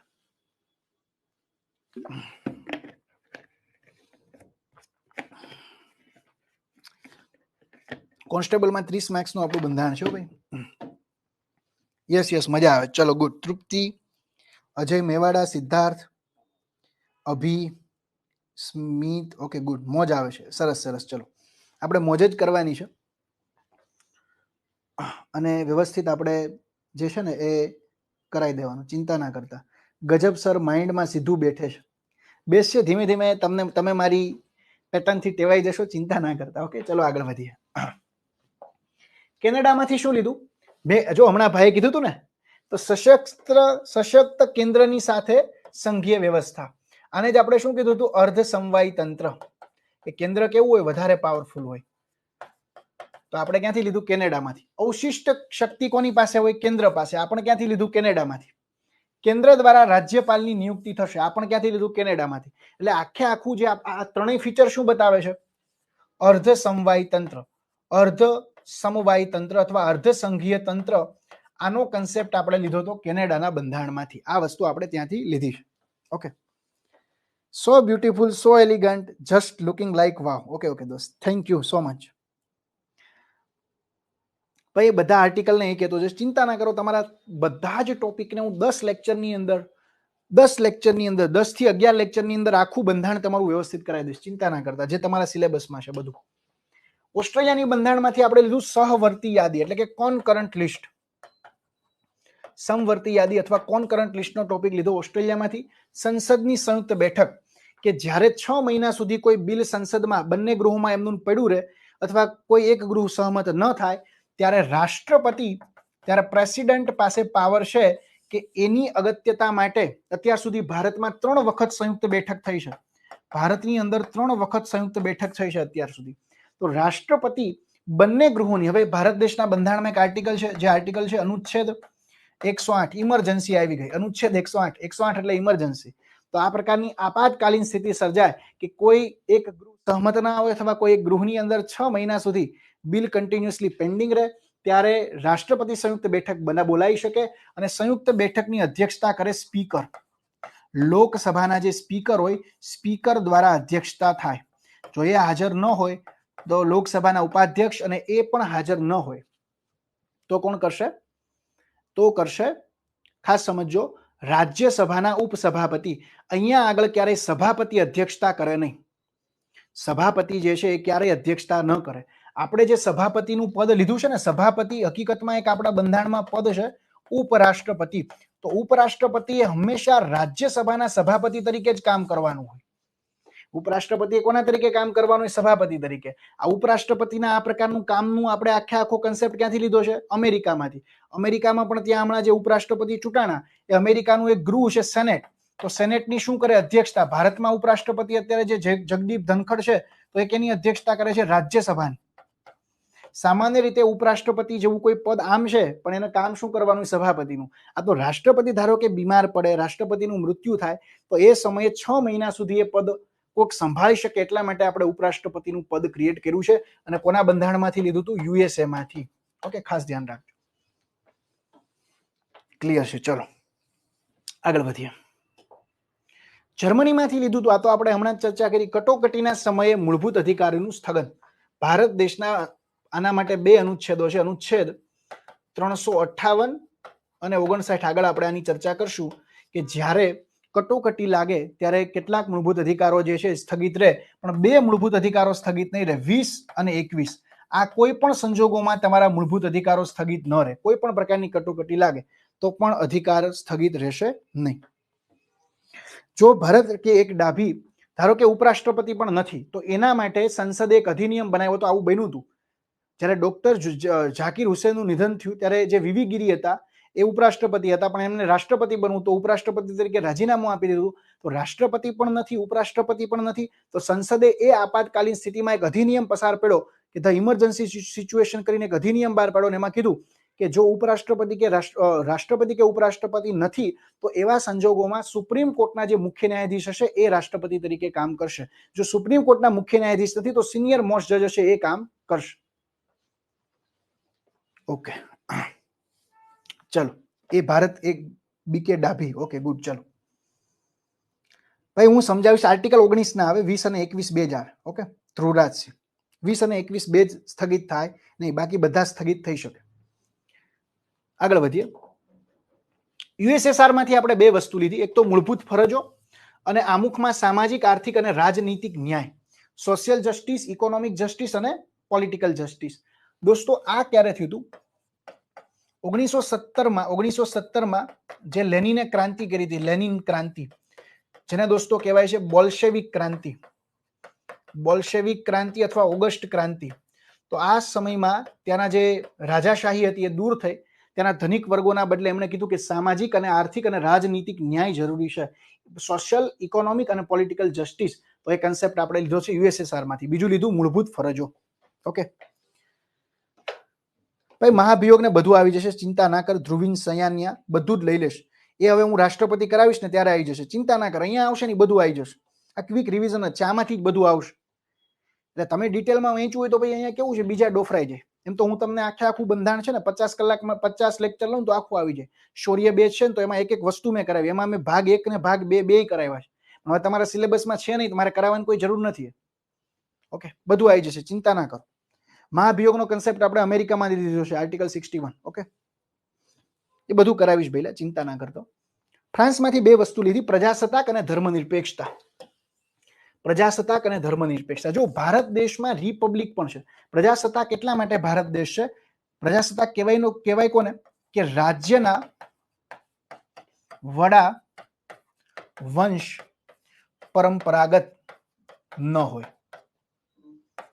આને શું કહેવાય? રાજ્યના વડા વંશ પરંપરાગત ન હોય એને પ્રજાસત્તાક કહેવાય. ભારતમાં રાજ્યના વડા કોણ છે? રાષ્ટ્રપતિ હોય. રાષ્ટ્રપતિ ભારત દેશનો કોઈ પણ વ્યક્તિ બની શકે. એની કેટલીક લાયકાત હોય. લાયકાત એક તો એ છે કે 35 વર્ષ પૂરા થયેલા હોવા જોઈએ, લોકસભાનો સભ્ય બનવાની લાયકાત ધરાવતા હોવા જોઈએ, ભારતના નાગરિક હોવા જોઈએ. આટલી કેટલીક એની લાયકાતો છે. જ્યારે ચૂંટણી થાય ત્યારે 50 સભ્યોનો ટેકો હોવો જોઈએ, 50 સભ્યોનું સમર્થન હોવું જોઈએ. હવે આપને આપણો આપણા એમએલએ ફોન કરે તો ઉપાડતા ન હોય. રાષ્ટ્રપતિ બનવું આમ ઈઝી નથી, પણ ભારત દેશનો કોઈ પણ વ્યક્તિ, કોઈ પણ નાગરિક એ આ દેશનો વડો બની શકે છે. જ્યારે બ્રિટનમાં આવું નથી. બ્રિટન જે છે ડેમોક્રેસી ખરી, પણ બ્રિટન એ રિપબ્લિક ડેમોક્રેસી નથી, મોનાર્ક ડેમોક્રેસી છે. બ્રિટન જે છે મોનાર્ક ડેમોક્રેસી કહેવાય દોસ્તો. મોનાર્ક ડેમોક્રેસી એટલા માટે બ્રિટનને કહેવાય છે કારણ કે ત્યાં રાજ્યના વડા ફિક્સ છે. ત્યાં રાજ્યના વડા વંશ પરંપરાગત છે. વંશ પરંપરાગત છે. જ્યારે ભારતમાં વંશ પરંપરાગત નથી. ભારત ત્યાં જો બ્રિટનના ક્વીન એલિઝાબેથ ને ચાર્લ્સ કિંગ ને આ બધા બને છે ને. ભારતમાં કોઈ પણ વ્યક્તિ રાષ્ટ્રપતિ બની શકે. એ ટ્રાઇબલ બેલ્ટમાંથી આવતી ભારત દેશના મહાન મહિલા દ્રૌપદી મુર્મુજી હોય, એપીજે અબ્દુલ કલામ પણ બની શકે, કોઈ પણ બની શકે. ભારત દેશમાં કોઈ પણ બની શકે. ઓકે, તો એને કહેવાય પ્રજાસત્તાક. હવે પ્રજાસત્તાક દિવસ આરે આને કઈ લેવા દેવા નથી.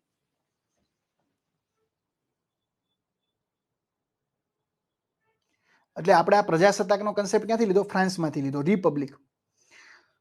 જો અમેરિકા રિપબ્લિક છે, ત્યાં પણ રાષ્ટ્રપતિ કોઈ પણ બની શકે ના, એની કેટલીક શરતોને આધીન. ભારતમાં પણ શરતોને આધીન કોઈ પણ વ્યક્તિ રાષ્ટ્રપતિ રાજ્યના વડા બની શકે. બ્રિટનમાં આવું નથી. તો પ્રજાસત્તાકનો કન્સેપ્ટ ક્યાંથી લીધો? ફ્રાન્સમાંથી. ધર્મનિરપેક્ષતાનો કન્સેપ્ટ ક્યાંથી લીધો? ફ્રાન્સમાંથી. સમાનતા, ઇક્વાલિટી, સ્વતંત્રતા, બંધુત્વ, આના આદર્શો ક્યાંથી લીધા? ફ્રાન્સમાંથી.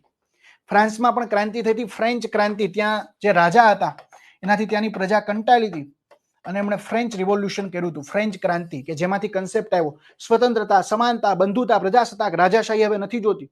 એ પ્રકારની ક્રાંતિ ફ્રાન્સની અંદર થઈ હતી. ત્યાં આગળ શોષણ હતું. કોનું શોષણ હતું? રાજાઓનું હતું.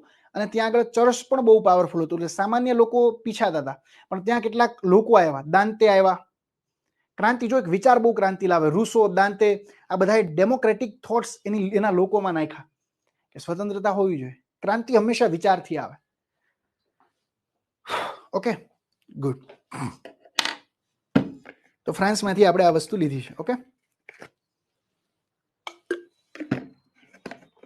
ચલો ભાઈ આગળ વધીએ. દક્ષિણ આફ્રિકામાંથી લીધી છે બંધારણની સંશોધનની પ્રક્રિયા. ભારત દેશમાં પણ છે. ભારત દેશના બંધારણને પણ આપણે અનુચ્છેદ 368 અંતર્ગત આપણે સુધારો કરી શકીએ છીએ. અત્યાર સુધી 106 સુધારા બંધારણમાં થયા છે. તો સંશોધનની પ્રક્રિયા ક્યાંથી લીધી છે? દક્ષિણ આફ્રિકામાંથી. બીજું, રાજ્યસભાના સદસ્યોની ચૂંટણી, કે રાજ્યસભાના સદસ્યો લોકો નહીં ચૂંટે. કોણ ચૂંટશે? રાજ્યની વિધાનસભામાંથી ચૂંટાશે.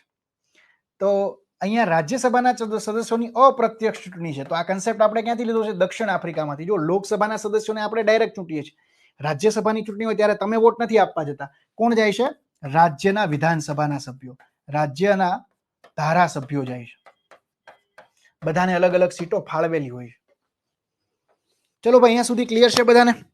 હું થોડુંક પાણી પી લઉં છું, પછી પાછો આવું. એક જ મિનિટમાં આવ્યું.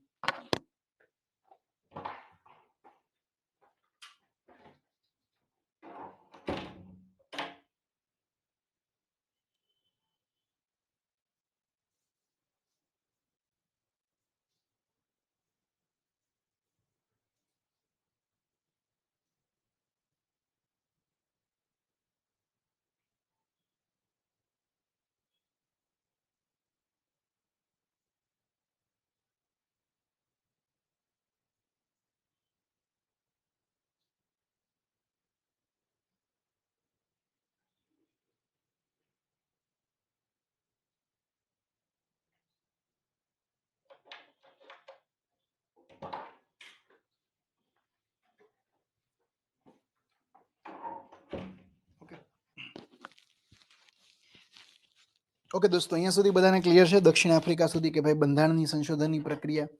તો દક્ષિણ આફ્રિકા સુધી જોયું કે ભાઈ આ બાબતો છે. હવે આગળ વધીએ આપણે.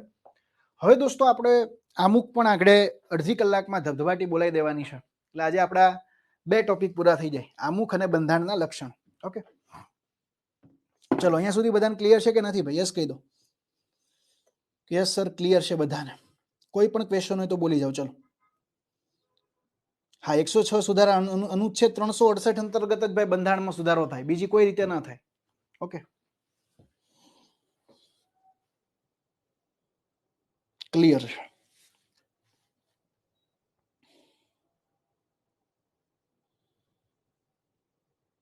ઓકે, હવે જુઓ આમુખ, જેને આપણે કહીએ છીએ પ્રીએમ્બલ. કે કોઈ પણ દેશ જે છે, કોઈ પણ બુક હોય, જો કોઈ પુસ્તક હોય, ધારો કે એક પુસ્તક હોય, તો પુસ્તક, ભારત દેશનું બંધારણ એક પુસ્તક જ છે. ભારત દેશનું બંધારણ શું છે? એક લેખિત દસ્તાવેજ છે કે જેના આધારે આપણો દેશ ચાલે છે. ભારત દેશનું બંધારણ એક લેખિત દસ્તાવેજ છે કે તમારે આના આધારે દેશને ચલાવવો છે.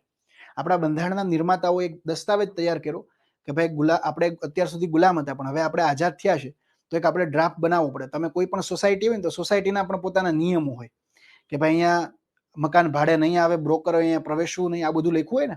તો હવે તો આવડો મોટો દેશ ચલાવવો હોય, તો દેશને ચલાવવા માટે પણ એક લેખિત દસ્તાવેજ હોવો જોઈએ. કંઈ પ્રોબ્લેમ થાય તો છેલ્લે કોની પાસે જવાનું? દસ્તાવેજ પાસે જવાનું. તો ભારત દેશનું બંધારણ એક પુસ્તક જ છે, પણ પુસ્તકની અંદર આદર્શો આપ્યા છે કે આ પુસ્તકની અંદર શું હશે, ભારત દેશનું બંધારણ કેવું હશે, તો એ વાત કરી છે આપણી પ્રસ્તાવનાની અંદર, એ વાત કરી છે આપણા આમુખની અંદર. આમુખની અંદર પ્રિએમ્બલ. તો પ્રિએમ્બલ શું છે? એક પ્રસ્તાવના છે. તો આમુખનો કન્સેપ્ટ આપણે ક્યાંથી લીધો છે? યુએસએ માંથી, સંયુક્ત રાજ્ય અમેરિકાના બંધારણમાંથી, યુએસએ માંથી આપણે લીધું છે. પણ આમુખમાં ભાષાનો સ્ત્રોત ક્યાંથી લીધો છે? તો કે ભાષાનો સ્ત્રોત ઓસ્ટ્રેલિયાના બંધારણમાંથી આપણે લીધો છે. આ આમુખ શું છે? તો આમુખ એ બંધારણનો આત્મા છે દોસ્તો. આમાં ડેટ ને એ બધું નહીં કરું. આમુખનું આખું પારૂપ તૈયાર કર્યું હતું BN રાવે, પણ એ આમુખને બંધારણ સભામાં રજૂ કર્યું ઓબ્જેક્ટિવ રિઝોલ્યુશન તરીકે કે આપણા આદર્શો શું હોવા જોઈએ, આપણો ઉદ્દેશ શું હોવો જોઈએ બંધારણને લખતા પહેલા. એને કહેવાય ઉદ્દેશ પ્રસ્તાવ. તો એ જવાહરલાલ નહેરુએ રજૂ કરાવ્યું હતું. તો દોસ્તો, આમુખ જે છે એ આપણા બંધારણનું પ્રતિબિંબ છે કે બંધારણમાં શું શું હશે, આપણે આપણા દેશને કેવો બનાવવાનો છે, આપણે આપણા દેશના નાગરિકોને શું શું વસ્તુ આપવાની છે, એ બધી વાત આમુખની અંદર કરવામાં આવેલી છે. ઓકે,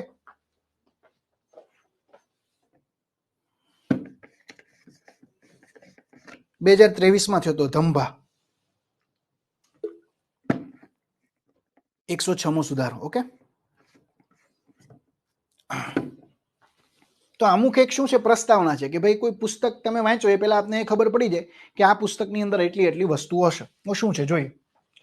પ્રસ્તાવનામાં એવું લખ્યું છે, અમે વી ધ પીપલ ઓફ ઇન્ડિયા, અમે ભારતના લોકો ભારતને એક સાર્વભૌમ, સાર્વભૌમની તો આપણે વ્યાખ્યા કરી નાખી. સાર્વભૌમ દેશ કોને કહેવાય? સંપ્રભુ અથવા સાર્વભૌમ. ઘણી વખત તમને લખ્યું હશે સંપ્રભુ અથવા સાર્વભૌમ. સંપ્રભુ એટલે સિમ્પલ હું અહીંયા લખું પણ છું કે ભારતની આંતરિક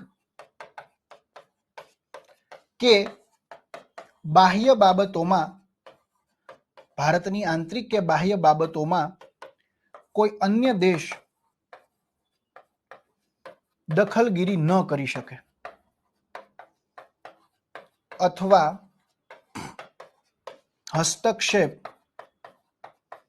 ન કરી શકે. આને કહેવાય દોસ્તો સંપ્રભુ રાજ્ય.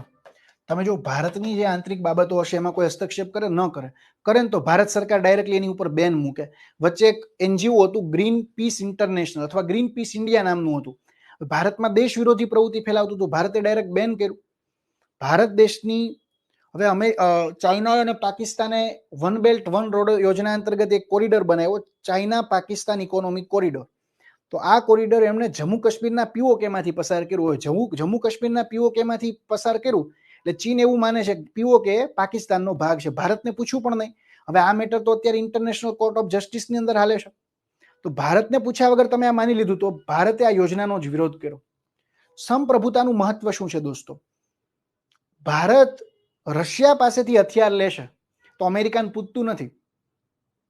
ભારતને મજા આવે ત્યાંથી હથિયાર લે છે. ભલે અમેરિકા હારે આપણા સારા સંબંધો છે, પણ આપણે રશિયા પાસેથી પણ આપણી ડિફેન્સની જરૂરિયાતો સંતોષવા માટે AS-400 એન્ટી બેલેસ્ટિક સિસ્ટમ લીધી.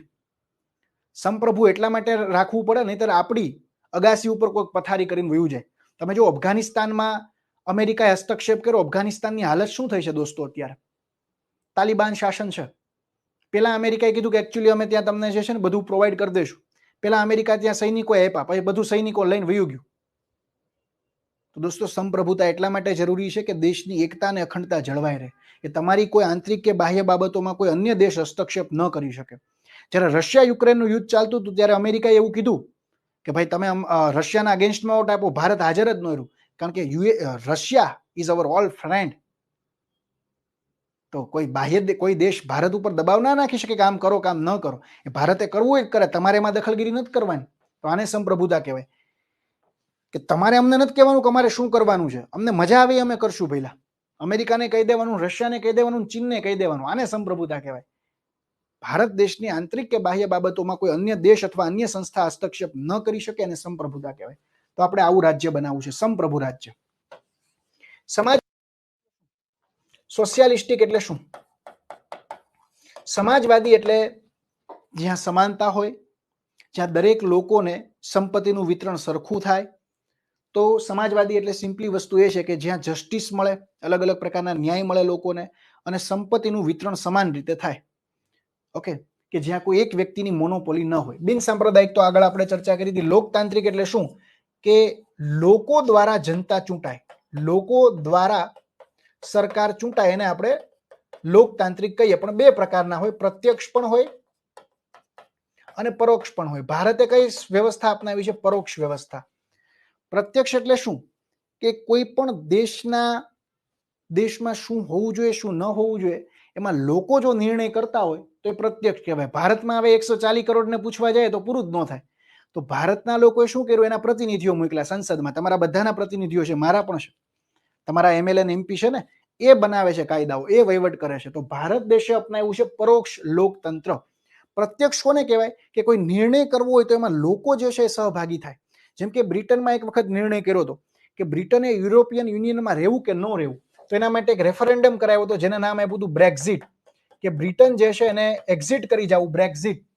અને 51% લોકોએ કીધું, 52% લોકોએ કીધું અમારે યુરોપિયન યુનિયનમાં નથી રહેવું. પછી એ લોકો યુરોપિયન યુનિયનમાંથી નીકળી ગયા. તો એ પ્રત્યક્ષ લોકતંત્રનું ઉદાહરણ છે. રેફરન્ડમ, ઇનિશિયેટિવ, આ બધા, પ્લેબિસાઇટ. ઓકે, તો ભારતમાં પરોક્ષ લોકતંત્ર છે. લોકો કોઈ નિર્ણયની અંદર ભાગ લેતા નથી. લોકતાંત્રિક વ્યવસ્થા ખરી. બીજું, દરેક વ્યક્તિને શું છે? મત આપવાનો અધિકાર છે. દર 5 વર્ષે ચૂંટણી થાય, એના માટે ઇલેક્શન કમિશન ઓફ ઇન્ડિયા. પ્રજાસત્તાકની તો હમણાં આપણે ચર્ચા કરી. તો દોસ્તો, આ શું છે? રાજ્યની પ્રકૃતિ છે કે આપણે રાજ્ય આવું બનાવવાનું છે. ભારતના લોકો આ પ્રકારનું રાજ્ય સંસ્થાપિત કરવા માંગે છે. દેશને, ભારત શું છે? એક દેશ છે, એક રાજ્ય છે. તો ભારત દેશ અથવા ભારત રાજ્યને આપણે આવું બનાવવું છે. તો આ શું છે? નેચર ઓફ સ્ટેટ કહેવાય, રાજ્યની પ્રકૃતિ, નેચર ઓફ સ્ટેટ. કે ભારત સંઘ રાજ્ય જે છે એને આપણે કેવું બનાવવું છે? તો ભારત દેશના રાજ્યની પ્રકૃતિ આ છે દોસ્તો. આ ક્વેશ્ચન હમણાં એસટીઆઈમાં પૂછાયો હતો કે ભાઈ ભારતના રાજ્યની પ્રકૃતિ આ 5 છે: સંપ્રભુ, સમાજવાદી, બિન સાંપ્રદાયિક, લોકતાંત્રિક, પ્રજાસત્તાક. જો આ પ્રકારનો આપણો દેશ બને, હા, સ્વિટ્ઝરલેન્ડમાં અમુક બાબત પ્રત્યક્ષ છે ભાઈ, રેફરન્ડમ, ઇનિશિયેટિવ, પ્લેબિસાઇટ થી થાય છે, અમુક બાબતો, બધી નહીં. ભાઈ જો પ્રત્યક્ષ લોકતંત્ર એટલે જેમાં લોકો પ્રત્યક્ષ ભાગીદારી કરે ને, એને પ્રત્યક્ષ કહેવાય. પણ ભારતમાં એ પોસિબલ નથી, બહુ બધી વસ્તી છે એટલા માટે. તો ભારતમાં રાજ્યની પ્રકૃતિ કઈ છે? સંપ્રભુ, સમાજવાદી, બિન સાંપ્રદાયિક અને લોકતાંત્રિક, પ્રજાસત્તાક. 5 પ્રકૃતિ છે ભારતમાં. આપણે રાજ્યને આ 5 પ્રકારે બનાવવાનું છે. ક્લિયર છે ભાઈ અહીંયા સુધી બધાને? ઓકે. હવે જો આ પ્રકારનું રાજ્ય બને તો એના લોકોને શું મળવું જોઈએ? ન્યાય. એના સર્વ નાગરિકોને સામાજિક, આર્થિક, રાજકીય ન્યાય મળે. આ ક્યાંથી લીધું? આપણે યુએસએસઆર માંથી, સોવિયત યુનિયન માંથી. એના બધા નાગરિકોને જો આ પ્રકારનું રાજ્ય બનશે ને, આ પ્રકારનું રાજ્ય હશે, તો બધા લોકોને ન્યાય મળશે. 3 પ્રકારના ન્યાયની વાત છે. આ ક્વેશ્ચન પૂછી નાખે, આમુખમાં કેટલા પ્રકારના ન્યાયની વાત છે? 3 પ્રકારના ન્યાયની વાત છે: સામાજિક, આર્થિક, રાજનૈતિક.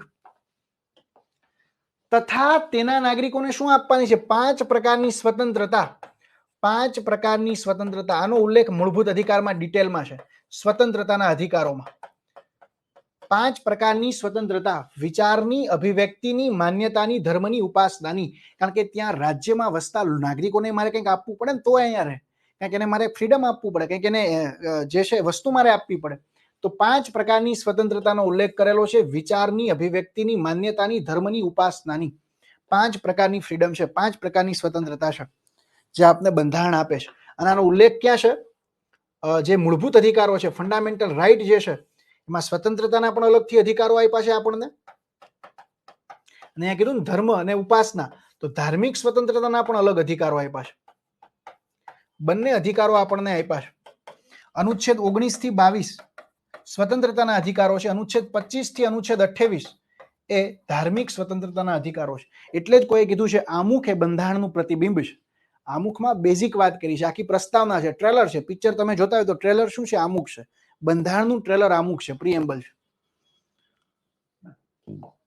સમાનતા ક્યાંથી કન્સેપ્ટ લીધો? ફ્રાન્સમાંથી. તો ભારત દેશના બંધારણમાં આ પણ ક્યાં જોવા મળે છે? સમાનતાના અધિકારો છે, રાઇટ ટુ ઇક્વાલિટી. ભારત દેશના બંધારણમાં સમાનતાના અધિકારો આપ્યા છે. અનુચ્છેદ 14 થી ચાલુ કરીને 18 સુધી છે. આર્ટિકલ 14 to 18 કેની સમાનતાની વાત કરી છે? દરજ્જો અને તક. દરજ્જો અને તક. દરજ્જો એટલે સ્ટેટસ અને તક એટલે ઓપોર્ચ્યુનિટી. ઓપોર્ચ્યુનિટી. તો તક અને દરજ્જાની સ્વતંત્રતાની વાત, સમાનતાની વાત કરી છે, પણ એના અધિકારો પણ છે 14 થી 18 છે.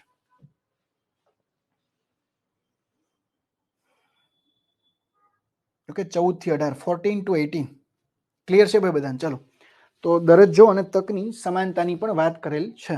ચલો આગળ વધીએ. પ્રાપ્ત થાય, આ બધી વસ્તુ પ્રાપ્ત થાય તેમ કરવાનો, અને તેવો સર્વેમાં વ્યક્તિનું ગૌરવ અને રાષ્ટ્રની એકતા અને અખંડતા સુદ્રઢ થાય એવી બંધુતા, ફ્રેટર્નિટી પણ હોવી જોઈએ દોસ્તો. Fraternity is very important thing. આ વસ્તુ પણ હમણાં હતી, એક ક્વેશ્ચનમાં હતી કે વ્યક્તિનું ગૌરવ, રાષ્ટ્રની એકતા અને અખંડતા બંધારણમાં ક્યાંય જોગવાઈ નથી. બે જગ્યાએ જોગવાઈ છે. સંપ્રભુતા, એકતા, અખંડતાની મૂળભૂત ફરજમાં પણ જોગવાઈ છે અને આમુખમાં પણ છે. તો આ બંધુત્વનો કન્સેપ્ટ પણ આપણે ક્યાંથી લીધો છે? ફ્રાન્સમાંથી. ફ્રાન્સમાંથી આ કન્સેપ્ટ લીધો છે. ક્લિયર થયું? તો આ બંધુતા, આ બધી વસ્તુ આમુખમાં કીધી છે કે વ્યક્તિનું ગૌરવ જળવાઈ રહે. તો આની વાત ક્યાં કીધી છે? અનુચ્છેદ 21માં, કે દરેક વ્યક્તિનું ગૌરવપૂર્વક જીવન જીવી શકે એ પ્રકારનો એમણે મૂળભૂત એ પ્રકારની એમને સ્વતંત્રતા આપવાની છે. ઓકે, ચલો ગુડ. હવે દોસ્તો પ્રશ્ન એ હતો કે અહીંયા હજી આમુખ આપણું પૂરું નથી થયું. જો હજી શું છે, પછી એવું કીધું કે વિકસાવવાનો ગંભીરતાપૂર્વક સંપર્ક કરીને અમારી સંવિધાન સભામાં, બંધારણ સભામાં 26 નવેમ્બર 1949 ના રોજ આ સંવિધાન અપનાવીએ છીએ અને એને અધિનિયમિત કરી અને અમને પોતાને અર્પિત કરીએ છીએ. એટલે આ લોકો જ કરે છે. સંવિધાન આખું બનાવ્યું છે કોણે? સંવિધાન અપનાવ્યું, સંવિધાન બનાવ્યું છે કોણે? લોકોએ. એટલે તમને પ્રશ્ન પૂછાય કે ભારતના બંધારણમાં સત્તાનો સ્ત્રોત કોણ છે? યુપીએસસી માં પૂછાયેલો ક્વેશ્ચન છે. ભારતના બંધારણમાં સત્તાનો સ્ત્રોત કોણ છે? Source of power. તો સત્તાનો સ્ત્રોત છે અમે ભારતના લોકો. એટલે ભારતના લોકો પોતે છે. એમણે આ બંધારણ એમને ખુદને આપ્યું છે. ભલે એમણે ખુદે નથી લખ્યું. ભારતના લોકોએ શું કર્યું હતું? સંવિધાન સભામાં પોતાના લોકોને ચૂંટણી દ્વારા મોકલ્યા હતા. તો we the people of India having solemnly declare India into, આખું ઇંગ્લિશમાં પણ છે. તો ભારતમાં સોર્સ ઓફ પાવર, ભારતના બંધારણમાં સત્તાનો સ્ત્રોત કોણ છે? ભારતના લોકો પોતે, ઇન્ડિયન પીપલ. આ ક્વેશ્ચન પૂછી શકે. હવે તમને પ્રશ્ન પૂછાય 26 નવેમ્બર 1949 ના રોજ બંધારણ બન્યું હતું, એટલે આ દિવસને આપણે કહીએ બંધારણ દિવસ અથવા નેશનલ કોન્સ્ટિટ્યુશનલ દિવસ, રાષ્ટ્રીય બંધારણ દિવસ. દોસ્તો આ દિવસે આખું બંધારણ બની ગયું હતું, અધિનિયમિત થઈ ગયું હતું, ઇનેક્ટેડ થયું હતું. આ દિવસે આખું બંધારણ ઇનેક્ટેડ થયું હતું, બની ગયું હતું, પણ આને લાગુ નહોતું કર્યું. આને આપણે રાષ્ટ્રીય બંધારણ દિવસ કહીશું, આને આપણે પ્રજાસત્તાક દિવસ નહીં કહીએ. અમલ ક્યારે થયું? તો બંધારણનું અમલીકરણ થાય છે, બંધારણનું અમલીકરણ થાય છે 26 જાન્યુઆરી 1950 થી. 26 જાન્યુઆરી એટલા માટે પસંદ કરી કે 1930 26 જાન્યુઆરીએ આ જ દિવસે જે એક અધિવેશન હતું કોંગ્રેસનું, એ સમયે એક સંકલ્પ આપ્યો હતો જવાહરલાલ નહેરુએ, પૂર્ણ સ્વરાજ, કમ્પ્લીટ ફ્રીડમ, પૂર્ણ સ્વરાજ. એમના પિતાથી વિરુદ્ધ ગયા. એમના પિતાએ તો ડોમિનિયન સ્ટેટસની માંગ કરી હતી, પણ જવાહરલાલ નહેરુ કીધું પૂર્ણ સ્વરાજ, કમ્પ્લીટ ફ્રીડમ. તો એટલા માટે પછી આપણે અમલીકરણ ક્યાંથી કર્યું? 26 જાન્યુઆરી 1950 થી. પણ આપણે બંધારણ બની ક્યારે ગયું હતું? 26 નવેમ્બર 1949 ના રોજ. એટલે એને આપણે કહીએ છીએ નેશનલ કોન્સ્ટિટ્યુશનલ ડે, અને આને આપણે કહીએ છીએ પ્રજાસત્તાક દિવસ, કારણ કે ત્યારથી બંધારણનું અમલ ચાલુ થઈ ગયું હતું. ઓકે, હવે દોસ્તો કેટલાક પ્રશ્ન આપણા મગજમાં આવ્યા. તો હવે જ્યારે બંધારણની અંદર કોઈ પ્રશ્ન ઉદ્ભવે તો એનું સોલ્યુશન કોણ કરશે? તો કે એનું સોલ્યુશન કરશે સુપ્રીમ કોર્ટ. તો અહીંયા એક પ્રશ્ન ઉદ્ભવ્યો કે હવે શું કરવાનું? તો હવે એક દોસ્તો વિડંબણા આવી કે આમુખ બંધારણનો, બે પ્રશ્ન આવ્યા. આમુખ બંધારણનો ભાગ છે, આ એક પ્રશ્ન આવ્યો, અને બીજો પ્રશ્ન આવ્યો કે શું આમુખમાં સુધારો કરી શકાય? આવો પ્રશ્ન આવ્યો. હવે દોસ્તો પેલા એક કેસ આવે છે, બે કેસ આપણે અહીંયા અમુકમાં ખાસ યાદ રાખો. પેલો કેસ આવ્યો બેરુબારી વિવાદ, બેરુબારી કેસ 1960. તો બેરુબારી કેસમાં સુપ્રીમ કોર્ટે કીધું કે આમુખ બંધારણનો ભાગ નથી, આમુખ બંધારણનો ભાગ નથી. અને બીજું પણ કીધું બંધારણનો ભાગ ન હોવાથી સંસદ એમાં સુધારો કરી શકે નહીં, આમુખમાં સુધારો ન કરી શકાય. પણ હવે મેં કીધું હતું કે સુપ્રીમ કોર્ટ પોતાના આગળના જજમેન્ટને પણ બદલી શકે. સુપ્રીમ કોર્ટ અત્યારે જો ભાઈ બેરુબારી કેસ વિશે ડિટેલમાં નથી જોવાનું, બેરુબારી કેસ આખો એક અલગ વિવાદ છે દોસ્ત, એમાં જો તું ડિટેલમાં જઈશ ને તો આમાં કલાક નીકળી જાય. બેરુબારી કેસમાં એવું હતું કે જ્યારે રાષ્ટ્રપતિ અથવા જે સરકાર જે છે મૂંઝવાય ને તો અનુચ્છેદ 143 અંતર્ગત સુપ્રીમ કોર્ટ પાસે સલાહ લેવા જઈ શકે, જેને કહેવાય સુપ્રીમ કોર્ટનું સલાહકારી અધિકાર ક્ષેત્ર. તો સલાહ લેવા ગયા અને આમાં પ્રશ્ન એ જ થયો કે ભાઈ આમુખ જે છે એ બંધારણનો ભાગ છે કે નહીં. બીજું એક બાબત હતી, તો આ સલાહ લેવા ગયા તો સુપ્રીમ કોર્ટે આમાં, અને જ્યારે સલાહ લેવા જાય ત્યારે 5 જજોની બેચ હોય, 5 જજોની બેચને કહેવાય કોન્સ્ટિટ્યુશનલ બેચ. જ્યારે કોન્સ્ટિટ્યુશનલ નો કોઈ બાબત હોય ત્યારે જે બેચ બેસે એને કોન્સ્ટિટ્યુશનલ બેચ કહેવાય, જેમાં મિનિમમ 5 જજો હોવા જોઈએ. સિંગલ બેચમાં 1, ડિવિઝનલ બેચમાં 3. તો આમાં એવું કીધું કે આમુખમાં સુધારો ન કરી શકાય ને આમુખ બંધારણનો ભાગ નથી. હવે સુપ્રીમ કોર્ટ એમના આ જજમેન્ટને આગળ ફેરવી નાખે છે. એ જજમેન્ટ હતું કેશવાનંદ ભારતી વિરુદ્ધ વર્સિસ કેરળ રાજ્ય 1973, જેમાં એને જજમેન્ટ બદલી નાખ્યું. એમાં એવું કીધું કે આમુખ બંધારણનો અભિન્ન ભાગ છે, ઇન્ટિગ્રલ પાર્ટ. આમુખ બંધારણનો અભિન્ન ભાગ છે, ઇન્ટિગ્રલ પાર્ટ ઓફ કોન્સ્ટિટ્યુશન. હવે બંધારણનો અભિન્ન ભાગ હોય તો સુધારો પણ કરી શકાય. પછી એ પણ કીધું કે સંસદ આમુખમાં બંધારણીય સુધારો કરી શકે, બંધારણનો ભાગ હોવાથી બંધારણીય સુધારો કરી શકે. તો હવે આવું જેવું જજમેન્ટ આવ્યું ને એવું જ ઇન્દિરા ગાંધીએ લાગ જોઈ લીધો, ચાલો હવે સુધારો કરી નાખીએ. તો ઇન્દિરા ગાંધીની જ સરકાર હતી જ્યારે આ જજમેન્ટ આવ્યું. તો પછી એમણે એક સુધારો કર્યો, 42મો બંધારણીય સુધારો. અત્યાર સુધી આમુખમાં એક જ વખત સુધારો થયો છે, એ છે 42મો બંધારણીય સુધારો. 42મા બંધારણીય સુધારાથી બંધારણમાં બહુ બધા સુધારા કર્યા હતા, એટલે જ 42મા બંધારણીય સુધારાને મિની કોન્સ્ટિટ્યુશન કહેવાય, નાનું બંધારણ. 42મા બંધારણીય સુધારામાંથી બહુ બધા સુધારા થયા. એ પૈકીનો એક સુધારો 42મા બંધારણીય સુધારાથી આમુખમાં 3 શબ્દ ઉમેરાયા. આમુખમાં 3 નવા શબ્દો ઉમેર્યા. આમુખમાં નવા 3 શબ્દો ઉમેરાયા. એ 3 શબ્દો નવા કયા કયા હતા? તો કે એક શબ્દ હતો સમાજવાદી રાજ્ય, સમાજવાદી, સોશિયાલિસ્ટિક. બીજો શબ્દ હતો પંથ નિરપેક્ષતા અથવા ધર્મ નિરપેક્ષતા, સેક્યુલરિઝમ. અને ત્રીજો શબ્દ હતો અખંડિતતા, ઇન્ટિગ્રિટી. તો અત્યાર સુધી આમુખની અંદર માત્ર એક જ સુધારો થયો છે અને એક સુધારાથી 3 જેટલા શબ્દો જે છે ઉમેરવામાં આવેલા છે. આમુખની કોઈ જોગવાઈને કોર્ટમાં ન પડકારી શકાય, બીજી પણ બાબત કહી દઉં. ચલો, ક્લિયર છે ભાઈ બધાને? જો આને ક્વિક રિવિઝન કહેવાય. એક જ લેક્ચરની અંદર 2 ટોપિક પતી ગયા. ખબર પડી કોઈને? ના પડે. ચલો, ક્લિયર થયું ભાઈ બધાને અહીંયા સુધી?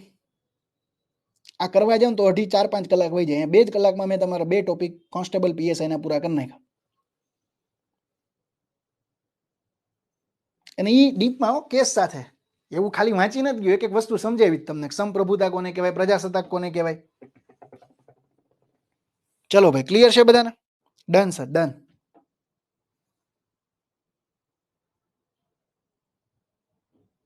અમુક વસ્તુ હું તમને વાંચવા પણ આપી દઈશ, જે ખાલી વાંચવાની હશે. જેમ કે હું તમને એક મારું હેન્ડ રિટન એક મટીરિયલ આપી દઈશ, આજે જ મૂકી દઈશ. બંધારણનો ઉદ્ભવ અને વિકાસ, બંધારણનો જે અલગ અલગ કેસીસ છે ને, એટલે તમારું કંઈ બાકી નહીં રાખવું, ચિંતા ના કરતા. બંધારણનો ઉદ્ભવ અને વિકાસ, આનું મારું શોર્ટ નોટ છે, એ તમને મોકલી દઈશ, એટલી વાંચી નાખવાની. ઓકે, આ વાંચવાની જ છે કે ભાઈ 1773માં શું કીધું હતું, 1784માં શું કીધું હતું, 1781ના એક્ટમાં શું કીધું હતું. હજુ થોડું ફાસ્ટ ચલાવીશ, ચિંતા ના કરતા હો ભાઈ. નિબંધના લેક્ચર પણ એડ કરી દઈશ છેલ્લે, અત્યારે ચિંતા ના કરો.